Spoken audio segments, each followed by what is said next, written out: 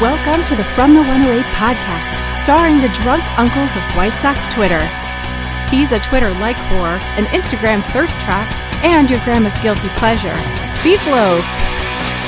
A West Coast attitude in a decidedly Midwest body, MySoxSummer. And your host, he's sharing obscure music thoughts to give you time to hit the bathroom, Chorizy-E.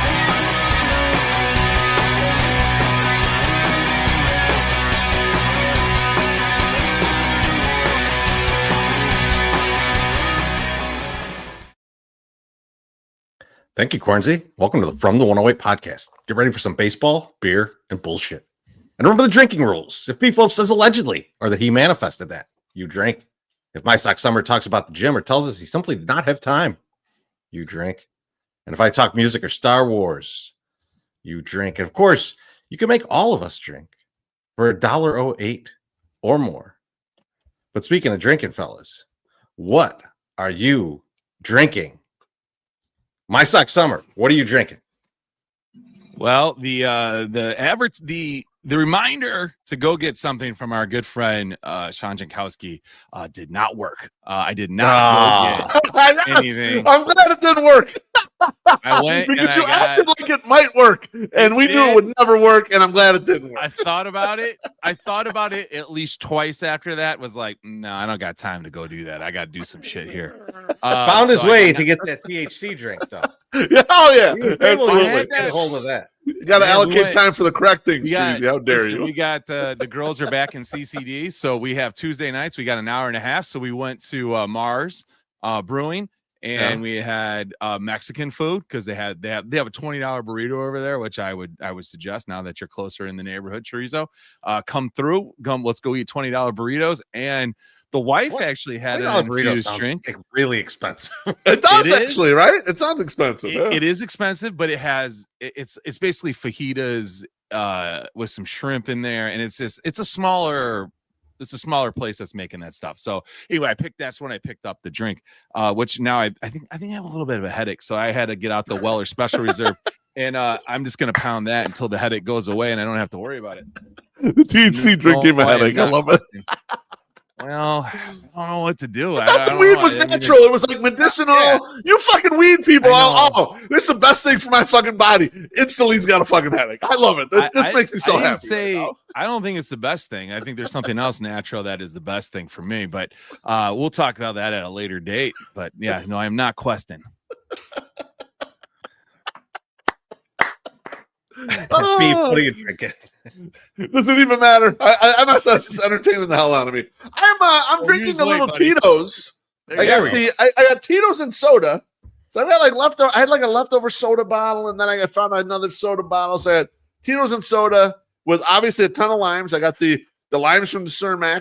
Still the leftover ones. I didn't buy any when I saw your fat ass and fucking Big Mick. Little Mickey's hair is like growing like a chia pet again. I'm happy to see that. Wait, you call what was happening? Rich, what was happening? Very rich. Because I saw. Wait, just because I'm fatter than you doesn't mean you're not fat. I don't know when you get. No, just because I'm fatter than you means you're skinny now. I didn't say I'm skinny. I'm just saying the fatter guy calling the less fat guy fat is it's totally reasonable. Absolutely in bounds and totally correct. Why were all three of you guys at Cermak at like seems a little ridiculous? That was I'll tell. I can speak for myself and Slim Mick. On our way to work, we're going to grab stuff. You know, you get to a couple things right before work and whatever. You got a little time at that point. MSS, I have no idea why he was in there. You weren't going to work from Cermak. You were in shorts. I worked from home. But it's before my workday started. Oh, okay. I had to because Mrs. Beef's out of town. I have to go get Bonita and drop her off and get her. So I dropped off Bonita and went to. Gotcha. Yeah, I'm always working. MSS. You don't worry about what I'm wearing. I'm always working. Okay, take it easy. Okay, bud. Okay, dear. No, I go at that 7:15 or 7:30. It's about 7:30 because that's when they're open. That's roughly when they open. Home, and I want to be.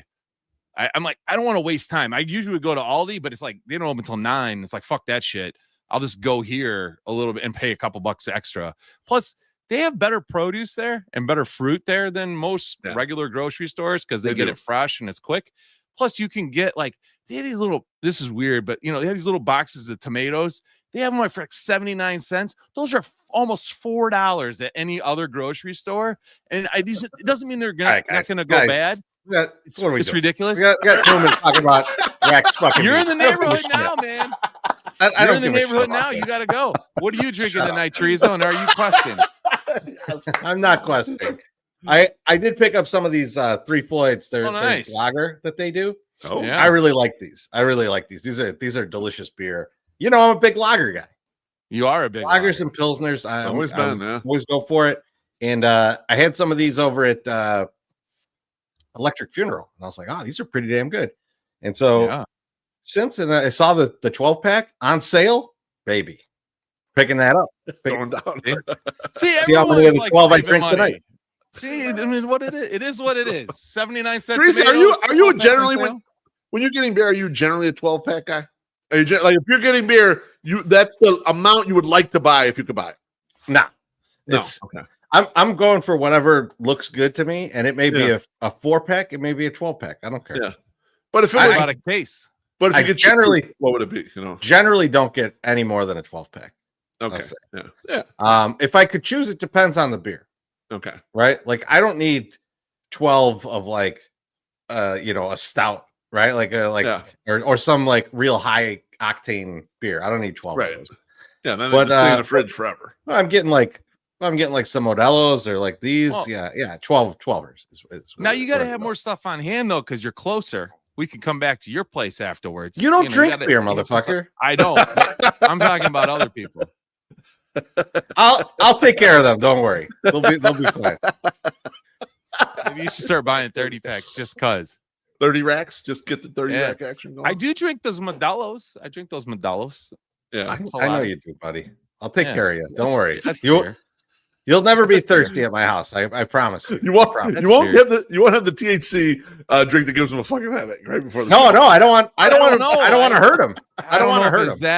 I don't know if it was that or like my daughter taking 2 hours to do her math work that took her 5 minutes to complete when she finally sat down and just did it. The 2-hour fight with doing that was not fun. You were stoned out of your mind. I should have taken more. I should have taken a 5 more. Yeah, I should have been. That was your fault. Should have been more medicated my for that. Fault, to be honest, it really is my bad. Absolutely. Chocolate Gladiator says Treasy gets a 30 rack of chocolate milk. Now that would be something. A 30 rack for the hot deck. Treasy's not much of a milk drinker. I want to say. No. He doesn't like eggs. My body does not agree with milk. It's not a good combo. It's not a good combo. Beef, how you doing tonight? I'm good, but I have concerns for a friend of the show, and I meant to bring this up before, but I didn't get a chance to get to this. A lovely man, a member of Future Sox, James Fox. We're all friendly with him. He's been on the audio a bunch of times. We kind of brought this up a little bit in a previous show, but he had the thing where he doubled down on the Mike Clevenger coming up, which never happened. And now James Fox is if he's anything, he's been a scoops guy. He had the scoop on Luis Robert that blew his account up, and Keith Law is retweeting him and all this shit. And it's like, so he's been a long time scoops guy. So the Clevenger scoop went kapooey. No bueno. Then he gave the John Sheriffin scoop. Agree with Jeff. Time for an actual Market 3 announcer. I'm also expecting the White Sox to make a change. I think expecting is kind of saying, you think something's going to happen? Of course, the very next day, the announcement came out. Nothing was happening. He's saying. So I'm a little concerned for my guy, James Fox, because here's why, guys. Well, we know about the Scoop City thing, the scoop thing. When you're the scoops guy, and I remember White Sox Dave retired his Scoop City label because of this, I think. Because when you become the scoops guy, you're just the scoops guy. But when the scoops guy, his scoops are all wrong now. What happens to the scoops guy? What happens to my guy, James Fox? I'm worried about him. Teresa, what do you think, man? I think he's got to extricate himself from the scoops. He's got to stay out of the scoops. Just hanging back from the scoops for a little while. I feel like there's just no good scoops coming out, and so you're gonna mess up. Just let some other people mess up. and then wait till you got a really good one, and then come back. Like you got to sit out a couple plays. Let someone else's boat hit the rocks is what you're saying, and you don't do yours. You stay out of the way. You got 2 fumbles, man. You guys, you're out of the game till the 4th quarter till we really need you. You're going to turn into Sammy Smith. We give you another fumble one more time. We can't have you like Kyron out there, like fumbling on the goal line. Right? Yeah. Take a few reps off, and then we'll get you back in there 4th quarter. You bring us a big scoop. Here's my Pete Alonso to the Sox. Bring the scoop in. Exactly. Here's my 2-cent conspiracy theory, Chorizy. Let's see if you like this. Basically, scoops is all about who you know and what they know and what they're willing to give up. It has nothing to do with, oh, he's really good at baseball, so he gets the scoop. No, it's just who you know and the relationships that you have. I think previously the front office was a little bit divided when not everyone was on the same page. Not everyone agreed with everything that was being made. The decisions were being made and where money was being spent, where things were not being spent, whatever. So they were giving out information that they would throw out there to like kind of, get these things going. And now I think most people are on the same page in the front office, and therefore they don't want to get fucked over by telling, James Fox, hey, guess what? Mike Clevenger is coming up right now. You should tweet about it and get people angry. But I think there are times when you want to get something out there. Right. When you want to leak a little something out there, get it out into the ether, sell some tickets. That's right? true. So I think that's why I'm saying take a little break right now. Take a little break.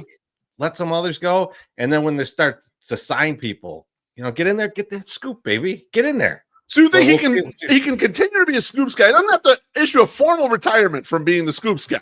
He just lay back in the cut for a while, let some shit go, and then wait till you got something real solid, and then you scoop that biatch. See, because I feel like he likes being the scoops guy, though. I think he loves it. Yeah, and so I think he loves it. That's what gets you on. I'm not ever going to tell someone to stop doing what you love. But I might about it, do it, baby. I might tell you to take a break, just like I got to tell MySoxSummer. Take a break from those THC drinks, man. They're going to break your brain, my brother. I'm worried. You shouldn't be worried about that. You should be worried about something else. We'll talk about that privately. But yeah, we scratched the surface of last weekend's festivities, but it's not something for a public forum that potentially one of my daughter's classmates' his parents is watching right now. He's like, I don't even want to talk about that in front of everybody. We'll see. Keep a look. A couple comments here. Jackie Triarn says, I only trust Wet Butt 23 and Katie's booty hole. Carrie Patty's booty hole. Yeah, I remember that scoop. That was the Reddit scoop. Yes. And John Carney says, scoops guy with no scoops. It's just a guy. I know. That's what I'm worried about. I don't want my guy Fox to fall to just a guy. I like him as a scoops guy, He'll be okay. I don't want him to get unscooped, I think he's got scoops left in him. Because there's scoops left in that barrel, baby. Let's go. I don't see a scoops guy to replace him. That's the thing. You're right about this. You're right. True. No one waiting in the wait. Because the beat does not count. When the beat gets everything all at once, that doesn't mean shit. A real scoop, a guy who's not part of the beat gets a goddamn scoop. That's a scoops guy, right? And nobody's in there. A scoops guy. Yeah. Nobody's in there trying to take it. Some guy tried, and then he got denied too, like Dikembe Mutombo. Coming up there and shaking his finger, and maybe that was the same one James Fox doubled down on and said, "No, it's still happening." He wasn't wrong, and he was wrong. Maury Povich said, "The lie detector determined that was a lie." It did not work. Did not happen. MySoxSummer, how you doing tonight? Hey, I feel bad, guys, because last week I did not have a very good banter. So I was like, I got to come with a good banter today to get you guys excited and whatnot. This is setting up to not have a banter. First thing that came to my mind. But I got a headache from a THC drink, so fuck you guys. I got no banter again. Just a slight headache. Stop yelling into the microphone and let me talk, fucking fatty. Now, I'm sitting here. I've been noticing you guys. Loaf pointed it out 87 times. He has said, "Hey, MySoxSummer's on the shot," and I am, and I'm losing weight, and I am still working out and still doing all these things. One of the things about the gym is there is always a mirror in front of you so you can see yourself. I'm looking at myself. Okay, I got t-shirts that I had bought originally, and they fucking are a lot slimmer. Right, I look better. Okay. I got shorts that are actually fit now. They're not the 2X. They're the XLs. They're nice and thin. Everything's going good. I'm looking at myself and I'm like, Jesus fucking Christ. The fucking head is getting bigger. But boys, it's not getting bigger.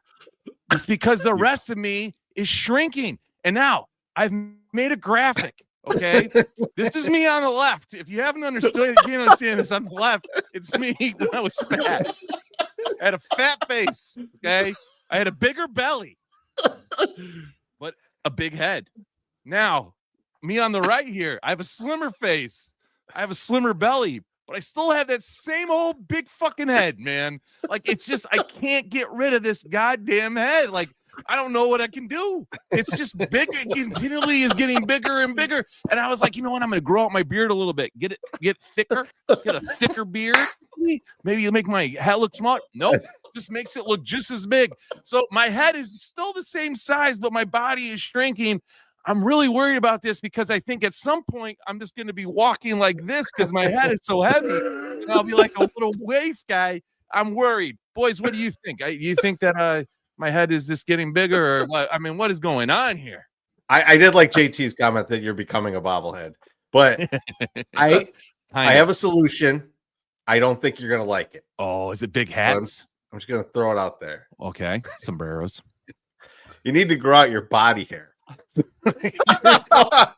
Yeah, no, some mass without the weight. Chorizy, this is a great idea because fluff it out. Make sure you shampoo and condition your body every day. So no, this is a great point because when my cats get groomed, they look like they have ginormous heads. They got that line cut thing because the body looks thin because they don't have the fur. If MSS could get the fur going out there, I think it's got a beat right here.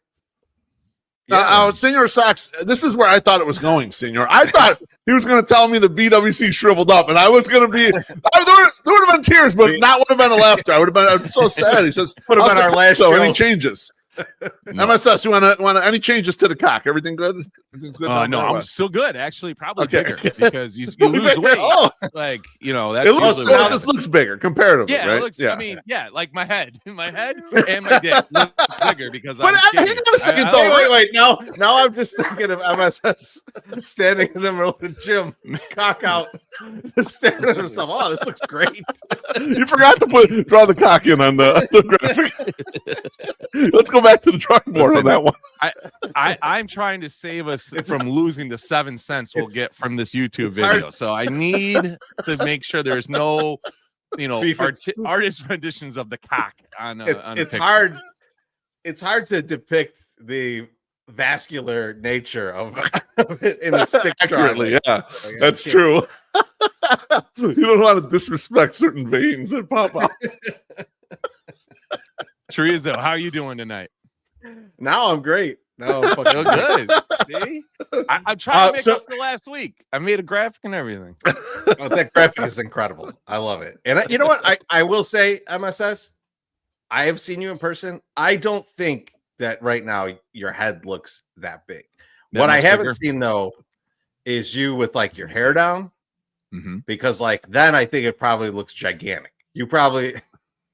Because that's probably true. The hat probably just distracts you from the thins it out a little bit. It makes it look thinner, like because like when I grow my hair out, I always look at pictures of myself and I'm like, man, I got a big ass head, and it's like, nah, just a lot of hair. But that, remember, is what you could do to your body. And CJ's right. I did offer the Chewbacca solution, so everybody's got a drink. Cheers. Oh damn! Cheers.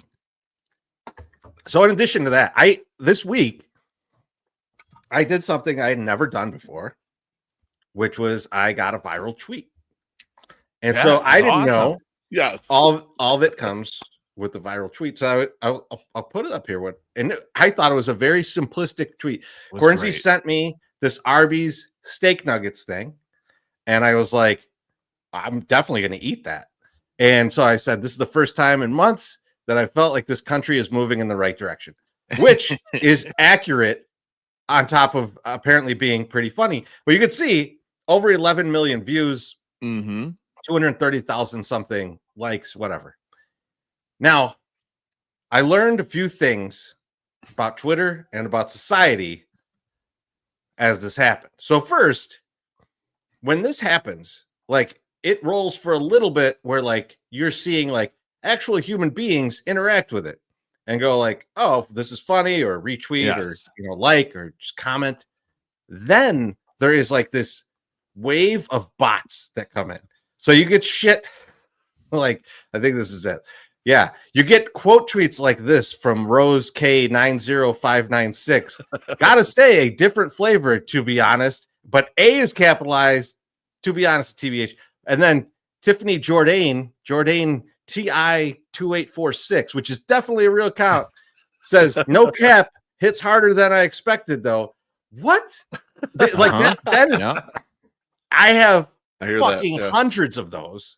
Yeah. And then you start getting these followers, which are all very legitimate followers with many numbers at the end. I like Emil Elm. That's awesome. So that's like part one of it, right? Two, another thing I learned, Arby's, extremely divisive topic. There are people that fucking hate Arby's, but there are also people that will die on the Arby's hill. Like, I thought I was an Arby's enthusiast. I am not. You're a long-time Arby's guy. No, you're not. Oh, no, I'm a long-time Arby's guy, Beef. I've defended Arby's. But not comparatively. Dude, there's people in those comments want to kill each other over Arby's. So that's the second thing. I get it. I get why you could be passionate about a food like that. But then the third one, this is the one that's kind of the funniest to me, is like the people that are very concerned about seed oils. It's like, my man, I'm eating Arby's. Who gives a fuck what it's cooked in? We don't even know what it is that I'm eating. Like, I've chosen this life. All right. Don't try to tell me that the oil that it's made in is somehow bad for me. Dude, I eat at Arby's. Like, you threw that out the window long ago, baby. I'm not worried.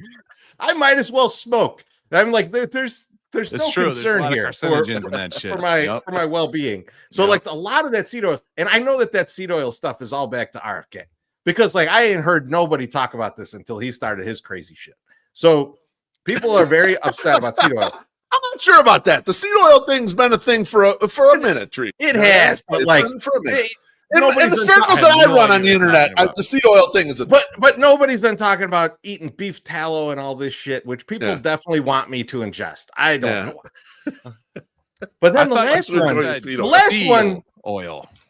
Did you say seal oil? I would eat seal oil too. Seal oil, and I was like, I understand why people don't want you crushing seals and deep frying food in them, but it's seed oil. It's way different. No, actually, it's all made with whale blubber. It's all made with nice and plump seed oils. Don't worry about it.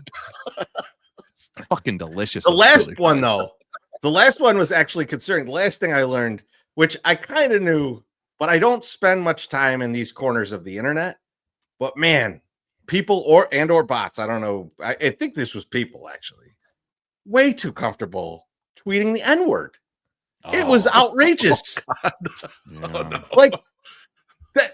Seeing that in my mentions is just like, oh my God, like what the fuck what is wrong with people? So that was like the last piece of it. I was like, it's a lot wrong with people. Honestly, I don't. It's funny that we had up. I masturbate with beef tallow, as I was saying. What is wrong with people? I don't think there's anything wrong with that, Senor Sox. Don't get confused that I was talking about you. Hello, but yeah, like. Some of the responses to this, I was just like, what are these motherfuckers doing with their time? They're yelling racial slurs at me over a Arby's joke. Like, it's wild. It's wild. And of course, there was some people in there to let me know how fucked up Chicago is. But like, that comes with every tweet. It's important to let you know. Yeah. You don't live here. You're Ooh. Chorizy, how much? What I want to realize here is how much follower gain did you get? Yeah, what are you at? And let me ask this: did you go to the impressions page the day after you had all like the millions of impressions to see how tiny the impressions look next to the million stack? It's not done yet, so it's still going. It's still going. Okay, it's still going. Okay. Chorizy, you're at almost 6,900. Yeah, so it's probably about followers. Probably about 500 followers. But I will tell you that I fully expect in a week or two to be back down like 400 of those followers, because as I showed you the list of followers that are coming through, not great. Not great. I don't Some of them might go away. All of them have voted in the 108 tourney, though. I can assure you of that. As long as we harness that for the 108 tourney, that's the important That's part. what we need to do. I am now the lowest followed 108 member, which the way God intended. I mean, that's what it should be. I should be the lowest. Yeah, less followers now. Then wow. Yeah, he's got me by 200 or almost. John Carney says Ed Gein was a big beef. Oh my! He was a big human tallow guy. Just telling the boys about that series. Holy shit, that's some stuff, man. That's some weird, wild stuff. I haven't watched it yet. No spoilers. I'm not going to tell you. Even though the real story happened like 100 years ago. You know what's weird about Ed Gein to me? There's a lot of songs about Ed Gein. Really? Yes. Wow. Yes. And like, it's got a following. Like, I mean, like obvious ones like Macabre and Slayer, right? Yeah. But Blind Melon has a song about Ed Gein. Changes. That's weird. Skinned. Change. Oh, kind of. Yeah. So, but yeah, like I think Dead Skin Mask is the Ed Gein song. You're familiar with that track, Beef? Yeah. Great track. Yep. Great track. But yeah, about Ed Gein. But yeah, like unbelievable that he's got that kind of legacy for a big beef tallow. He's the second most famous big beef tallow guy, I guess. Nope. Jesus. All right, MSS, why don't you pay some bills? You ready? I thought I hit it. There it goes. Fall into flavor at Lawrence's Fish and Shrimp. As the temperatures drop and the days get shorter, let Lawrence's warm you up with the freshly fried favorites that hit the spot every time. Whether you're craving crispy shrimp, golden fish fillets, or our famous fries, we're serving comfort in every bite. Hot, fresh, and fast. Lawrence's has 3 or 4 convenient locations. 2120 South Canal Street, the original spot, open 24 hours a day. 3242 West 87th Street in Evergreen Park. 50 South Manheim Road in Hillside. 3248 Vollmer Road in Olympia Fields. Fall might be chilly, and it's finally fucking chilly, folks. It's awesome. But the fryer's always hot at Lawrence's. Come and get cozy with your favorites today. Order ahead to avoid the wait at chicagoshrimp.com. Lawrence's Fish and Shrimp, serving the seafood you crave for 75 years. All right. He got cocky. He had the perfect ad read last week. Then he got cocky, and he mixed up 3 and 4. Fucking headache, bro. It's the headache. It's the headache. It's the headache. This might become a rule. This might become a drinking rule. I like it. Emma. It's really a neck ache because his neck is having a hard time holding his huge head up. That's what it is. That's what it is. Too. That's he lost muscle mass in his neck from the shots. It's true. It's true. Can they give you any shots to make your head smaller? No. That's what I was going to ask, though. We pivoted off it, but normally doesn't your head get smaller when you lose weight? Get a little bit smaller? Your face gets smaller. But my face I think all of it. I thought all of it, man. I feel like I've had MSS lost all the face fat already, though. Remember, like, because like he lost the jowl, jowl fat, all this. But I think you lose all in all. Oh no, the top of his head is pure Rottweiler skull. Still massive. So it's yeah.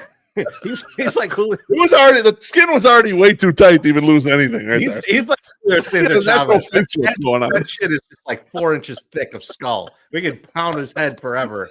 That's why he was willing to get shot, and he didn't even care because he hit up his head. When he was like, a 22, a 22. What's that shoulder? It's gonna do nothing to me. You know? I want it on this shoulder though too. This one's bothering me. Just hit me here, and I can get that fixed. They're like, what happened? I got shot. And they're like, what's all this like? Scar tissue and shit. Dude, don't worry about that. Just fix it, please. Thank you. Shit. I'm shot many times. All right. What time is it, Chorizy? Hell yeah. The local look. This is one of my segments, but Beef brought it in this week. He said, I want to do the local look. And I'm like, well, I know what I'm going to give you. But Beef, you go first. You give us your local look. This is only probably quasi-local, but Bonita brought this to my fucking attention. And you know what? This man is from Chicago. He grew up here. He started his career here. And he's one of the reasons why I saw someone tweet Blue Sky is better than Twitter. And which obviously that's not true. But one of the reasons that's not true is because you can have a man like Kanye West. Oh man. Put a tweet out and give you his betrayal list. His tweet says, I'm in pain that no one person can fix. And it says the betrayal. And it is his list of people he feels betrayed by, guys. I want to go down the list and stop me at any point when we get to someone you want to talk about in the list, because it's insane.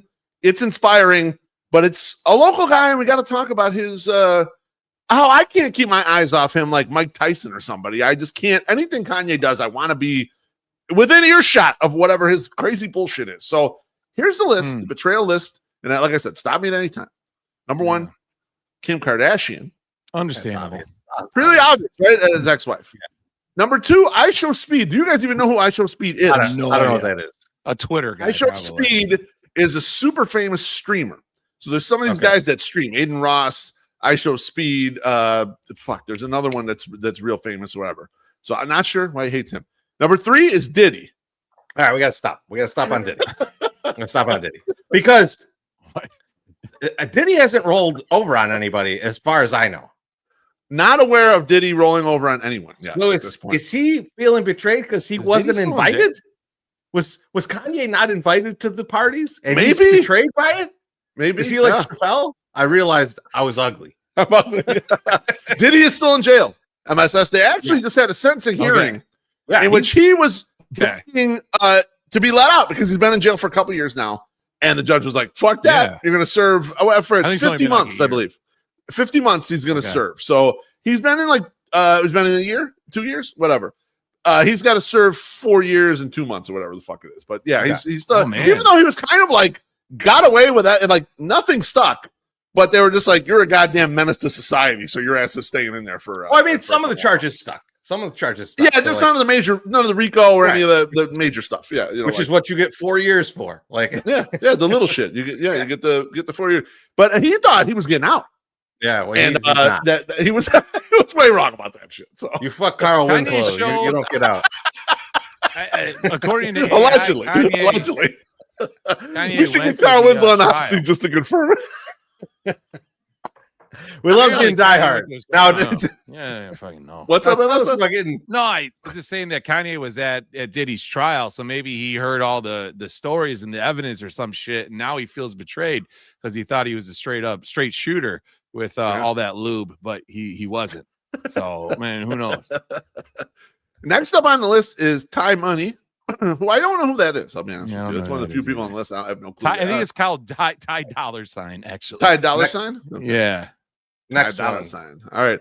Number 5, Harriet Tubman. You got to tell me that there's a rapper named Harriet Tubman. I have no idea. I'm not sure. I don't think so. I think this, no. I think this is Underground Railroad, Harriet Tubman. Yeah. Oh, yeah.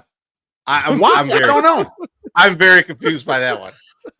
Betrayed, though. Kanye betrayed by Harriet Tubman. How could you be betrayed by someone who lived 100 years before you? Here it is. Kanye West made in 2020.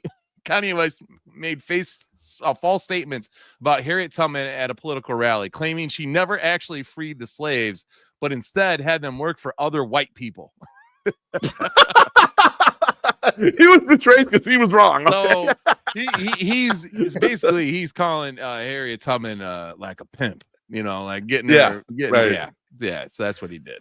That's probably why she never got put on that money. Good call by Barry. I did say allegedly. Thank you. We will take a drink. Thanks, Barry. Appreciate that.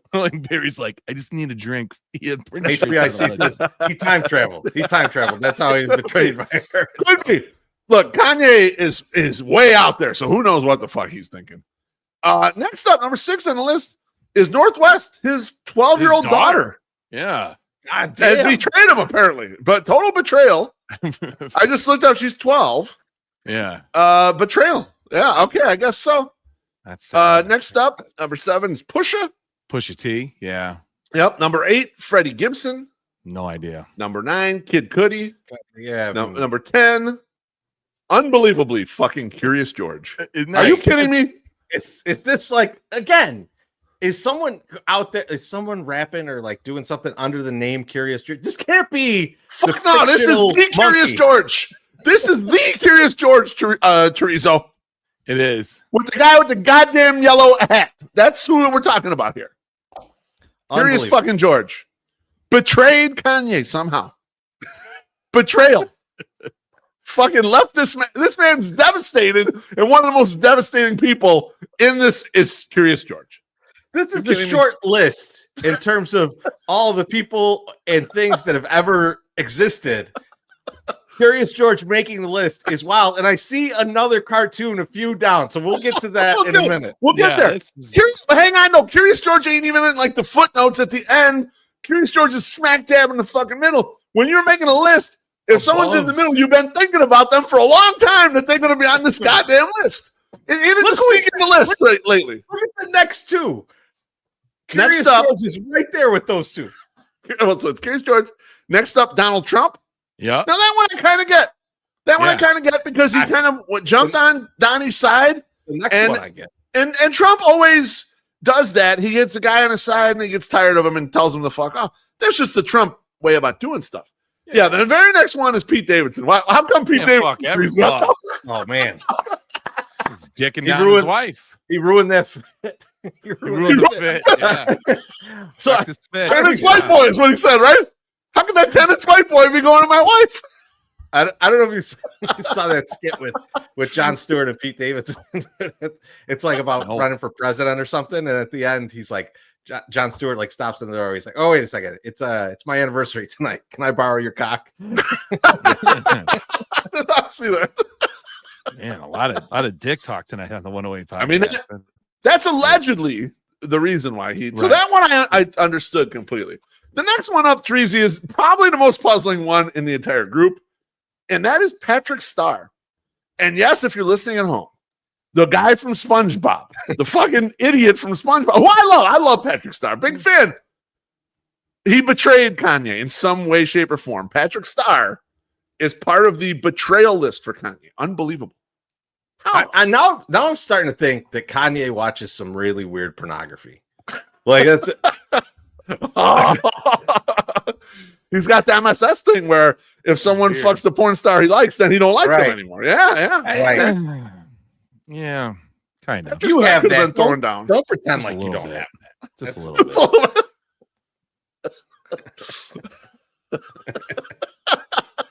They're getting out of line in there. I love it. You deserve all these comments. Maybe Patrick Star doesn't like you blowing your own cousin. And then they beat us to it before when we were talking about Pete Davidson. They know about the baby arm on Pete. Yeah, Davidson. we know. I think everyone knows. I think it's a pretty well known fact. You know, yeah. We know it. We're washed. I mean, Pete Davidson is the personification of that meme where the girl's hugging the horse. Like that's absolutely. Remember for a while they were putting him in memes with any woman that just broke up with someone. Like, oh no, Pete, not again. What's up, guys? Let's get back to it. Next up, LeBron James. Yeah, LeBron James, like, I guess he's a big star. Why? Is there some connection here, MSS, that I don't know? No, I don't know. But or you think just because he's a huge star, he just turned away from Kanye when Kanye got in trouble and shit. People don't. Yeah, if they cross paths, it makes sense that LeBron would be like, I don't want any of this. Yeah. You know, like LeBron is a pretty straight-laced dude. He keeps the squeaky clean. Yeah, he does. You're right about that. So, and then all right, closing this out, we got King Von, the rapper, Playboy Cardi, James Murray. I don't know who James Murray is. You guys know who James Murray is? He's probably one of Bill Murray's brothers. Did he do a movie? If Brian Doyle Murray were on the list, we would riot if Brian Doyle Murray was on this list. And then the last one, I mean, very inconspicuous, Adolf. That's all I say mention, but we can make a leap as to who that might be. Oh my God. Him, Adolf and Harriet Tubman being on here, he is mad that like his revisionist history ended up being wrong. Yes. Mm-hmm. I mean, Adolf, not a good guy. I think he could be on anyone's betrayal list. That's fine. But I don't think he's on there for the reasons that he should be on there. I feel like there's way dumber reasons for why he's there. So, okay. The Murray guy is from the show Impractical Jokers. Yeah, that's what Barry's saying too. And yeah, and it says fellow cast member Joe Gatto discuss where they would take Wes on vacation. So he doesn't like that. And okay.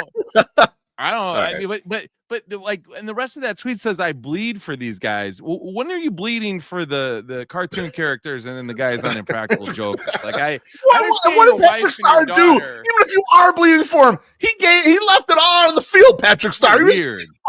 Fuck you, Kanye, for that shit. Come on now. Curious George is mainly in book form. I don't know. That's just crazy. Anyway, that's my local look. We had to get a little good. Kanye in here. That's just Kanye. pick up a little bit, Chorizy. Do something. I'm gonna do mine because I think mine will be like the least funny of them. But man, you said we're gonna do local look, and I was like, well, I gotta bring up these motherfuckers. Oh, the Lord. fucking Bill Swirsky's Super Troopers over here, like these fat fucks rolling into Chicago, like. So the Gravy Seals, they show up, right? And now like the Gravy Seals, that's good. The fucking I saw when you replied to that. That is like he's trying to do another viral treat with the Gravy Seals. I get it. That was just a response. I didn't do a quote tweet or anything. It was just a response. All food related tweets from now on. What if I become one of the most famous Meal Team 6? What if I become one of the most famous food Twitter people? That would be pretty impressive since I don't eat any condiments. No picture in front of the wiener circle though, please. All right, if you become a food influencer, just don't do that. But yeah, so these fat fucks are rolling into town. They've already been told by a federal judge to get the fuck out. We'll see if that actually happens. I think I speak for all of us here, and I don't want to speak for you guys, but I think I speak for all of us in this case of these guys could get the fuck out of here. Yes, let sir. Chicagoans deal with Chicago business. You could go back to Texas and beat your kids at the Applebee's or whatever the fuck you do when you're not cosplaying Army Man. No, hold on. So no, fuck that. Fuck them. And so what I noticed though, take it easy. I did notice, I'm not taking it easy on them. Fuck them. Fuck all this. Yeah. No, I don't care. I don't care. Go ahead. Don't show up if you're a good person. But so the one thing that I did notice about this is so Brandon Johnson is way out in front of this. He's putting executive orders in and stuff. So I was like, I wonder what his approval rating is now. Because remember, we did a segment on 6%. It being 6%. 6%. Yeah, not good. That's not good. So the August number was 26%. Right? So massive improvement, still bad. So I want to ask you guys a question. Who do you think gets to 50% first? Brandon Johnson's approval rating or the White Sox season record? Like, does he get to 50% before the Sox get to 81 wins? Now he's got some runway because it's going to take a long time before the Sox would have the opportunity to get to 81. But I feel like that 24% is a much bigger climb than the Sox jump to 81 wins. So I don't know. Beef, where are you at? Who gets there? For me, it's the White Sox because when he was at 6%, I was like, you were telling me it's at 26% anytime recently sounds totally insane because I'm like, almost everyone was like, what the hell is this man doing? This guy was doing nothing. Even people who are like diehards were like, fuck, he better do some shit because, this is going away. You don't even need to have 50% to win the Chicago mayorship. You could have 12% because 38 people are going to run. It doesn't matter. In the runoff, you're going to fucking get to the final two and it's fine. But it's the White Sox. Easily the White Sox. I talked to Isaac Ian Jr. this week, and he was saying, we ain't that many wins away from a lot of people needing to apologize about all the shit they talked about Chris Getz. And I was like, You're not kidding. You're not kidding. People have already started going in the other direction. We get a 500 team over here in a year or two, which I think is very possible. Yeah, the people will be apologizing. Yeah, I think it's the White Sox. I'm miffed at the Brandon Johnson. Good for him. He's back to 26%. God bless. But I think it's a tough road up to 50. Yeah. MSS, where you at? I think the Sox also. I don't like to be contrarian and to say, yeah, we're just gonna, I would say the opposite if it could be true, but I just don't see that. I don't see Johnson getting a 50% approval rating anytime soon. The only way he can is if this continues, and I don't want that to happen. No, if his whole platform becomes fighting against this, and like I don't want that to happen. So I thought it was funny that your brain went in that direction, Chorizy, because when all this is happening. And I'm looking at it and I'm like, this is not good. This is terrible, whatever. And I don't know if you guys saw the video that some Chicago police were trying to like keep just keep it okay between everybody, protesters or whatever. And the one of the federal teams fucking pepper sprayed these motherfuckers. They pepper sprayed the CPD. And I was thinking, they hit the fucking priest with pepper balls in his head. Yeah, no. So one of the things I was thinking was like, Flager. I've always thought CPD needs better PR. I'm like, these idiots are going to be like the PR that they always needed. People were like, we want our cops. Fuck these assholes. Yeah, our cops are great compared to these pieces of shit. Like I was like, wow, this might go in a weird direction I wasn't expecting. And yeah, that's where I was like with Brandon Johnson. It's like I don't think he's had like more than a handful of like policies where I was like, oh, okay, that might work. Like, but this is like, yeah, I'm behind him on this one. Like so like people might rally behind him if this shit. Like I said, I hope this shit does not continue. But if it does, I don't know. It's gonna get Can match it up, but I think it needs to end before someone gets hurt, baby. That's the key. 10% is like his peak, though. Like I can't see it getting to 50. Yeah, it's a little fucked up right now out there, and I feel bad for people, and I feel bad for all this, and I feel bad for some of the people that are fucking roped into doing some of this shit that they probably don't want to do, but like. Some people guys don't have choices. They can't just quit their job and be like, yeah, I can't do this. Like they have to do it. I was talking to actually Johnson's former security guy who works out at my gym. And he was just saying, these ICE agents, like a lot of them are just, punching a fucking clock to try to get in and just make money and get the fuck out. They're offering them like $60,000 bonus just to sign up. And they don't necessarily agree with shit.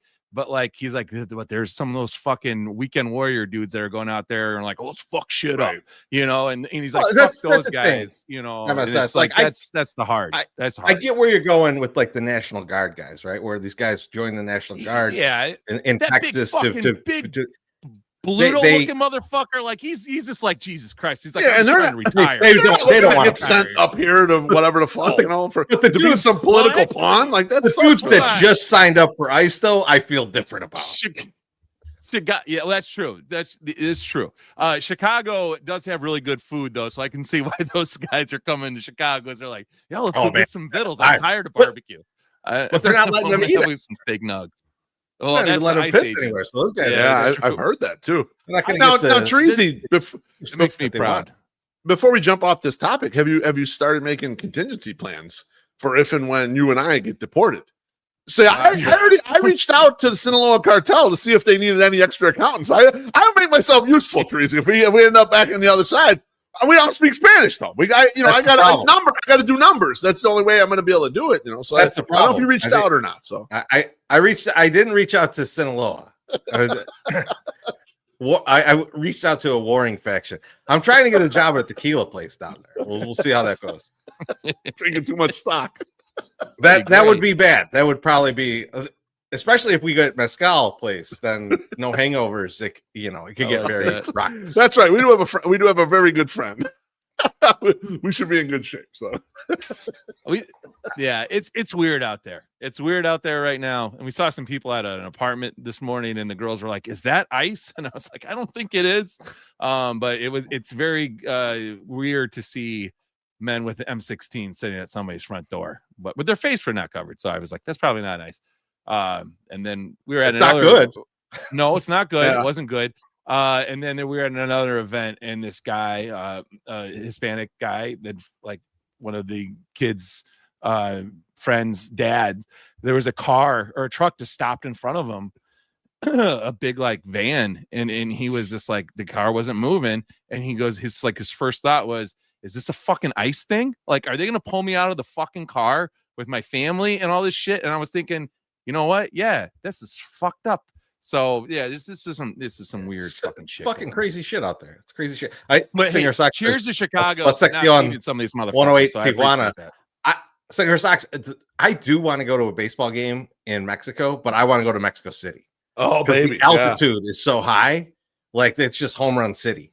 Like, that's where like all the old dudes in Mexican league go. They like the old home run hitters. They go play like DH at the end of their career up in Mexico City and just like hit like 40 bombs with the thin air. So I would like to go do that.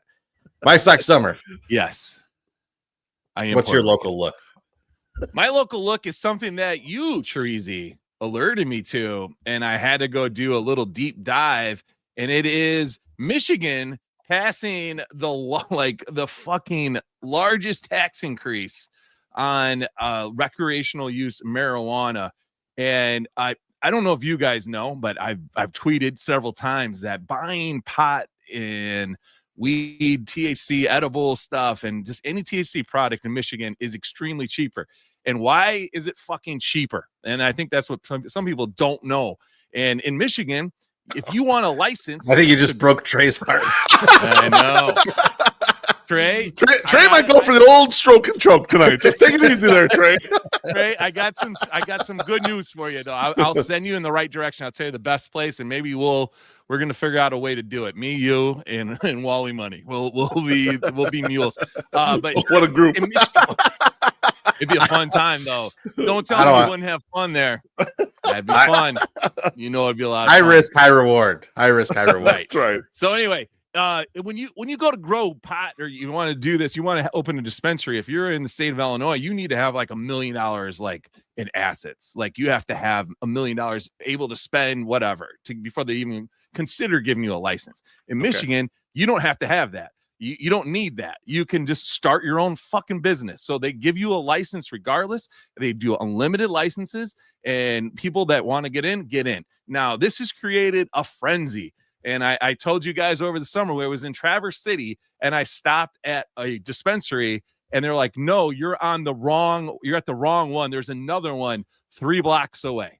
Like that. This is how insane it is for these dispensaries. They are trying to gather as much business as they can, and they are getting a lot of people coming in, like to the state to buy stuff. If you cross right into Michigan over there in New Buffalo, there are like 19 dispensaries, like right there, like just ready to serve you, and it's cheap as fuck. And why is it cheap as fuck? Because there's so much competition. A lot of these places, if it's your first time going there, they give you 50% off your first order. They'll give you 50% off of a cheap price anyway. Something that in the state of Illinois costs about $15 is $5 there. So it's like a third of the price, basically, is what's happening right now.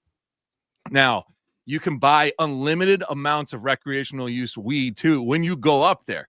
Like, they will just continually ring transactions, and they will just sell it to you, as opposed to Illinois, where they're like, we have to limit you to 200 milligrams or whatever the fuck it is per visit. So like, you can't buy as much here, but you can buy unlimited over there, which is great. So you get all these deals. It's in a quick 1-hour drive from Chicago.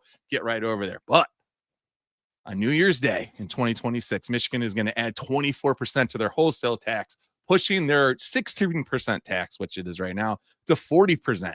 40%. They are projecting to raise $420 million in revenue, which I thought was hilarious. 420, and that is based on what the purchasing bank bus. Right, exactly. What is the purchasing power is going out, because people from Illinois are going over to Michigan. People from like Southern Illinois. My nephew or cousin, he's young enough, drove all the way from Bloomington to Michigan to buy all his shit and then drive back, because it is that much cheaper for him to do that.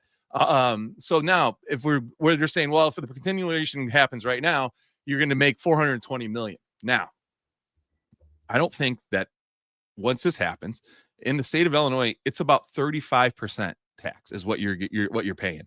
So it's going to be cheaper now than Michigan. So I don't think people from Illinois are going to come over. So you're going to lose a lot of your base. I don't think Michigan is densely populated.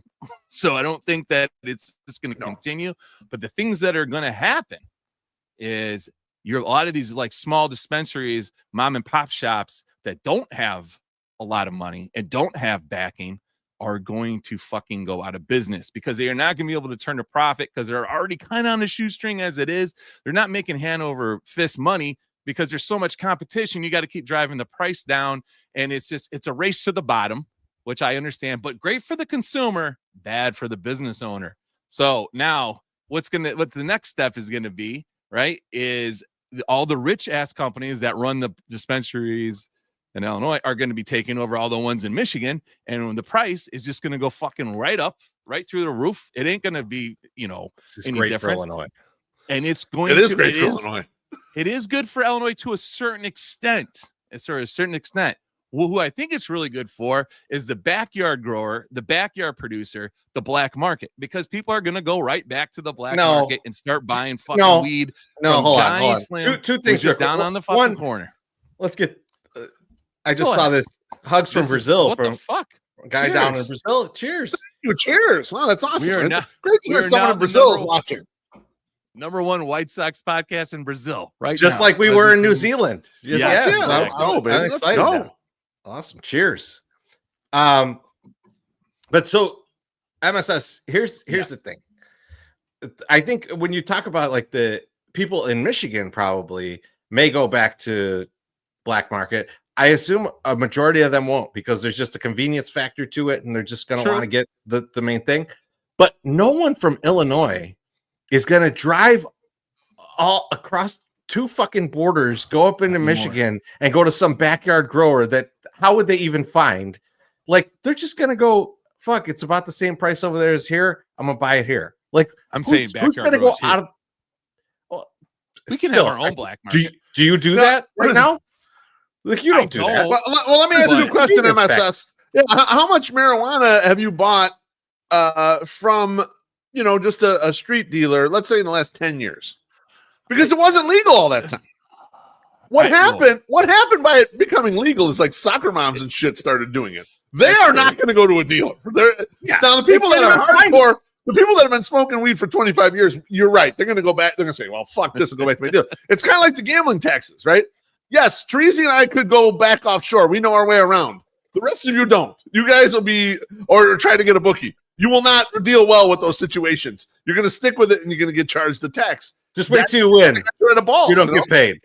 Like, No, there's some things. Yeah, no, I understand. It is very much like the sports book stuff. That is another thing I was going to talk about too. The taxes has like just pushed me out. It is. I was like, it is very similar. It's what the consumer goes to. It is what it is. Yeah. And so you're not thinking about all of this. So like there's the tax piece, but then there's also the lines that you could get from an offshore are way better than what you can get onshore. Like, because onshore has got very little competition with each other. There's a lot of different factors to it.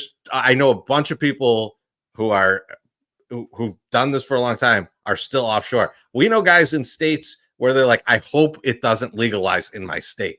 So like there's a difference.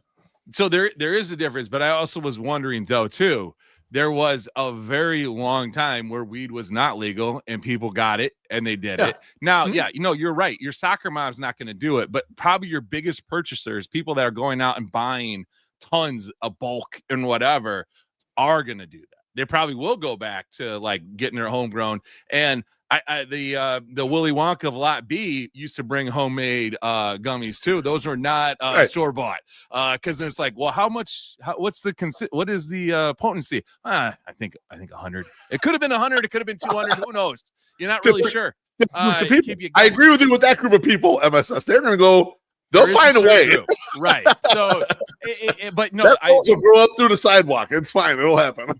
You're 100% correct, though. That soccer mom, Jill, ain't getting in the fucking minivan and driving to, some weird location. No, they don't even know how to connect try to find fucking some weed, So, yeah, it's crazy. But it's just a bummer. It's a bummer, and I've been bitching about it, and I think I lost 75 brain cells trying to explain this to Wally, and just saying, hey, it's gonna be more. Like, no, it'll be cheaper. It's still gonna be cheaper even in Michigan than it will be in Illinois. I'm like, I don't think it is because this is what the tax rate is, and like he's like, what are you talking about? So it's just like one of these things. So I put it in the chat in our group chat with some of the other fellas.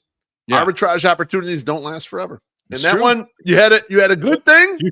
And you took good advantage of it, but it's over now. You still got over 2 months. You still got over 2 months of it. So let me ask you a question, MSS. So like, let's go. Because I don't know a lot about weed.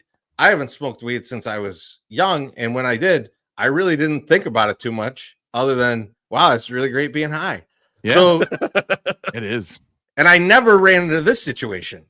Does weed expire? Like, does it lose its potency over time or something? So, like coffee. Like, if you have coffee for a long time, I was gonna say like wine. It's weak. Wine can go over the edge, and then it becomes it's weak. It's not doesn't taste as good. Yeah. I am assuming that the potency goes down, but I don't think at the level that you're expecting it to do. So if we were there's arguments in the chat. Some people say yes, some people say no. So let me we don't know. Ask this way. Not that we would do this. But let's say me and Beef were to put together some money and give it to you and put your ass out on the street to sell this for us. What kind of return can we all get? Yeah. I'm not. How would we do with that for you? I don't think I can. The soccer moms would buy from MSS. That I know. Yeah. Yes. I feel like we got an in here and you're not willing to do it.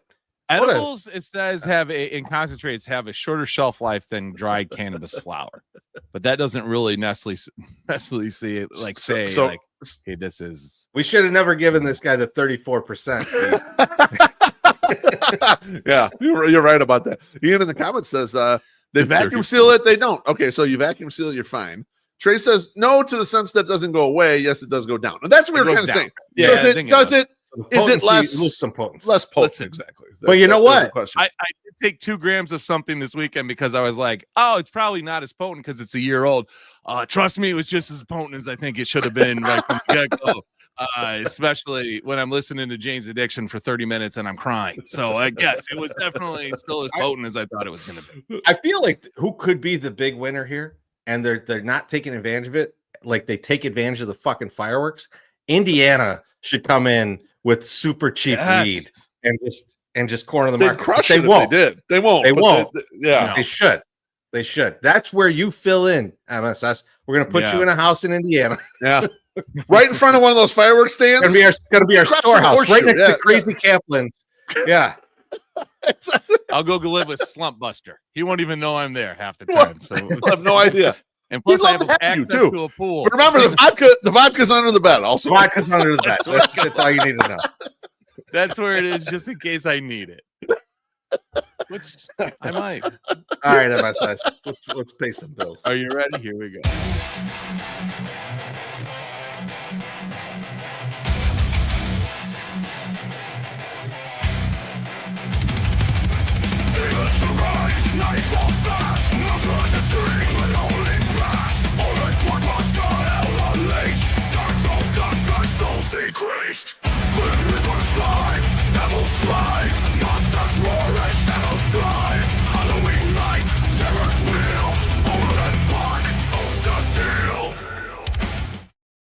Yeah, buy a Mazda, the demon's favorite ride.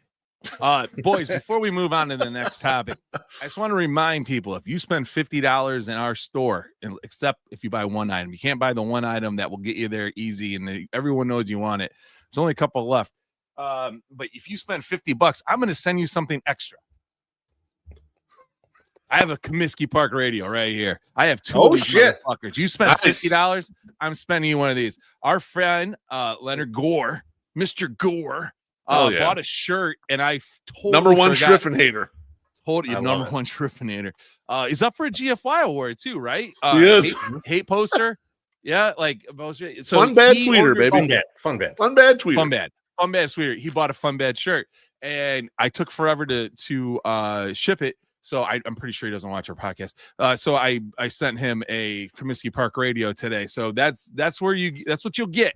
So, but if you go to our store and you buy this motherfucker, you're not getting a fucking radio. I'm sorry, you just get this. This is all you get. And some of you motherfuckers, There's only a couple left, right? If I'm mathing it correctly. There's only 2 left in the store right now until we decide if we're going to pop the last case. There is 1 case left. There's 12 more of these beautiful babies. We don't know when we're going to pop them, though. Those are special. We're going to see. Cases. We got to see what happens. For a while. We'll hold those for a while. We're going to see how it is. Oh, this is great. Just want to make sure. Here we go. All right. Cheers. So this is White Sox Nation Brazil, along with the White Sox BR, the biggest Chicago White Sox fan base in Brazil. It's big here, believe it or not. Listening to you, drinking a beer, and waiting for Vaughn to send the Cubs to hell. I'm with you. I love it. Cheers. It's not working right now. We appreciate that. The Cubs are winning 3-0. So that's if anyone from the Brazil White Sox Nation comes up to Chicago, you let us know. Yes, we'll take care of them at the park. Just a lot of 108 with that crew. Hell yeah, let's go. All right. I think we're going to do some baseball talk. Yep. Now we wanted to talk about the playoffs a little bit, and MSS was like, I got a lot to say about the playoffs. I got a few things. I want to talk about the playoffs. MSS, the floor is yours, baby. Give it to us. We'll chime in when we can.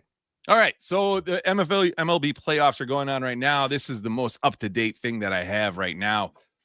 You had 12 teams that made the playoffs, and I thought it would be interesting to go over where these guys fall within the payroll ranking, because as we've been told, Sox suck just because they don't spend any money. So it's like, it's not the only reason, but yes, it is a bit. It is part of the reason, right? And a lot of people, cheap. Let's take a look. Let's just take a look. So 12 teams made the playoffs. 6 of those teams are top 10 in payroll. All right. So that's half of them have a top 10 payroll. 3 of them fall between 10 and 20. And then the last 3 are from 20 to 30. So I was starting to look at some of these things, and we've been watching the playoffs go. And one of the teams that I liked from the jump was one of the top payroll teams, and that's the Phillies. And the Phillies, to me, are like a team that the White Sox fans are like, this is what we need. They went out, they got the guy we wanted. You got Bryce Harper over there now, and then they weren't done after that. They didn't sign this one guy and then said, you know what, hey, we're just gonna write it all on this guy, and if he gets hurt, like Austin Jackson, we just don't have a center fielder anymore. No, they went out and they fucking built a team around this motherfucker, and they have 7 players on their team making over $20 million a year. The Phillies, right? It's the Phillies. Yeah. The Phillies making $42 million this year alone. Now they're on the brink of elimination, right? Wheeler's hurt, isn't he? He's hurt. Yeah, he's out. Well, I mean, it doesn't matter now. Well, you got to, they just got eliminated a little while ago. Dodgers won, so it's over. Yeah. They did get eliminated. Yeah, extra inning game. Right, yeah, they so went the Phillies extra. Over. Yep. So they have it was I think number 3 in payroll, and they got a lot of money, and I know their big guys combined runs scored and all that shit was not good. Didn't get a lot of hits in the playoffs. Just did not come and get it going. So that was the first disappointment for me, MySoxSummer, going into this. Now, another team that I think that all the Sox fans kind of looked at and said, hey, well, this is what we wish our team would look like. And it's the fucking Padres. And the Padres getting Tatis out there, and right, you got our guy Cease out there. And for a minute and a half, you had Gavin Sheets is killing it for the fucking Padres. But yes, they have 4 guys making over 20 million, and we're eliminated in the wild card. Now, to me, guys, any thoughts on the Phillies and the Padres? Well, I think the one thing with the Phillies is they did all this, right? But they went to the World Series. I don't know how much more you want out of it. They won the World Series. Oh, see, my shit's breaking up. This team was really good. Like the Phillies have been really good. Like this is maybe they're kind of going towards the end. I mean, Bryce Harper is now playing first base, right? I mean, like it's maybe on the downside, but yes, it generally worked. Yeah, I was gonna say the Phillies have gone to 4. They've gone to 4 straight playoffs, right? Is that correct? Yeah, 4 straight playoffs. They went to the World Series once, NLCS once, twice they lost in the division series. So, I mean, like, that's the approach you want. You want to get to the playoffs a bunch. Short series baseball is a lot of variance. People will try to argue what is going to win the World Series or playoff teams are. They don't know shit. Random ass teams win sometimes in this shit. And like the had giant payrolls, and they had one just the fucking fake 2020 World Series up until last year. I mean, so you can't really say, oh, just spending get you the World Series. But the key here is getting a tournament and getting a tournament a lot. Get in there a bunch of times, and that's what you want to do. And the Phillies kind of did that. Now, I think with the amount they spend, though, they're probably at the back end of that. You might see it turn over this next year, but I think what they got out of that, although missing a World Series, is kind of what you want if you're going to spend a bunch of money, for sure. Yeah, I think that they ran into the Astros when they went to the World Series. That Astros team was fucking awesome. It was good. Yeah. So, like, I mean, like, it's tough, but like, you got there, right? I mean, like, I don't know. Like, I feel like the Phillies have done well. Like, but yeah, I agree. Right now, it's rough because like Schwarber's Schwarber's having this great year, but like kind of a lot of these guys are at the ass end. Ranger Suarez is going to be gone. Like, it's going to look bad. It's going to break up, yeah, as it goes, unless they infuse more money. And I feel like they did a lot of things right on the bat, and on the other end, they had three different managers. They couldn't get the guys to win, and they're like, they did everything they needed to do to succeed, and they did not succeed. They weren't Mets bad. They didn't spend $323 million and missed the playoffs completely. God, I'm furious with the Mets, by the way. You know why? Right. Why are you furious with the Mets? The Mets are the anti. You spend a bunch of money, but this team is fucking bullshit. Beef, they needed to get 7 more guys on base in front of fucking Pete Alonso. And they couldn't fucking do it. We had a good year betting on MLB. Just chill. We lost by 6 fucking RBI. He came in second. Schwarber beat him. Schwarber had that crazy year. He had the 9 RBI game. That killed us. Me and MSS were talking about this before the show of like Schwarber's incredible year. And like Schwarb's hit 56 fucking home runs. He's a sub 5 WAR guy. Because he doesn't play the field, right? Like, so it's crazy. But like, he had an incredible year. But fuck, man, Pete Alonso was right there. We just needed a few more of these assholes could have got on base every once in a while. We would have had it. Instead, they shit away that division and got knocked out of the playoffs.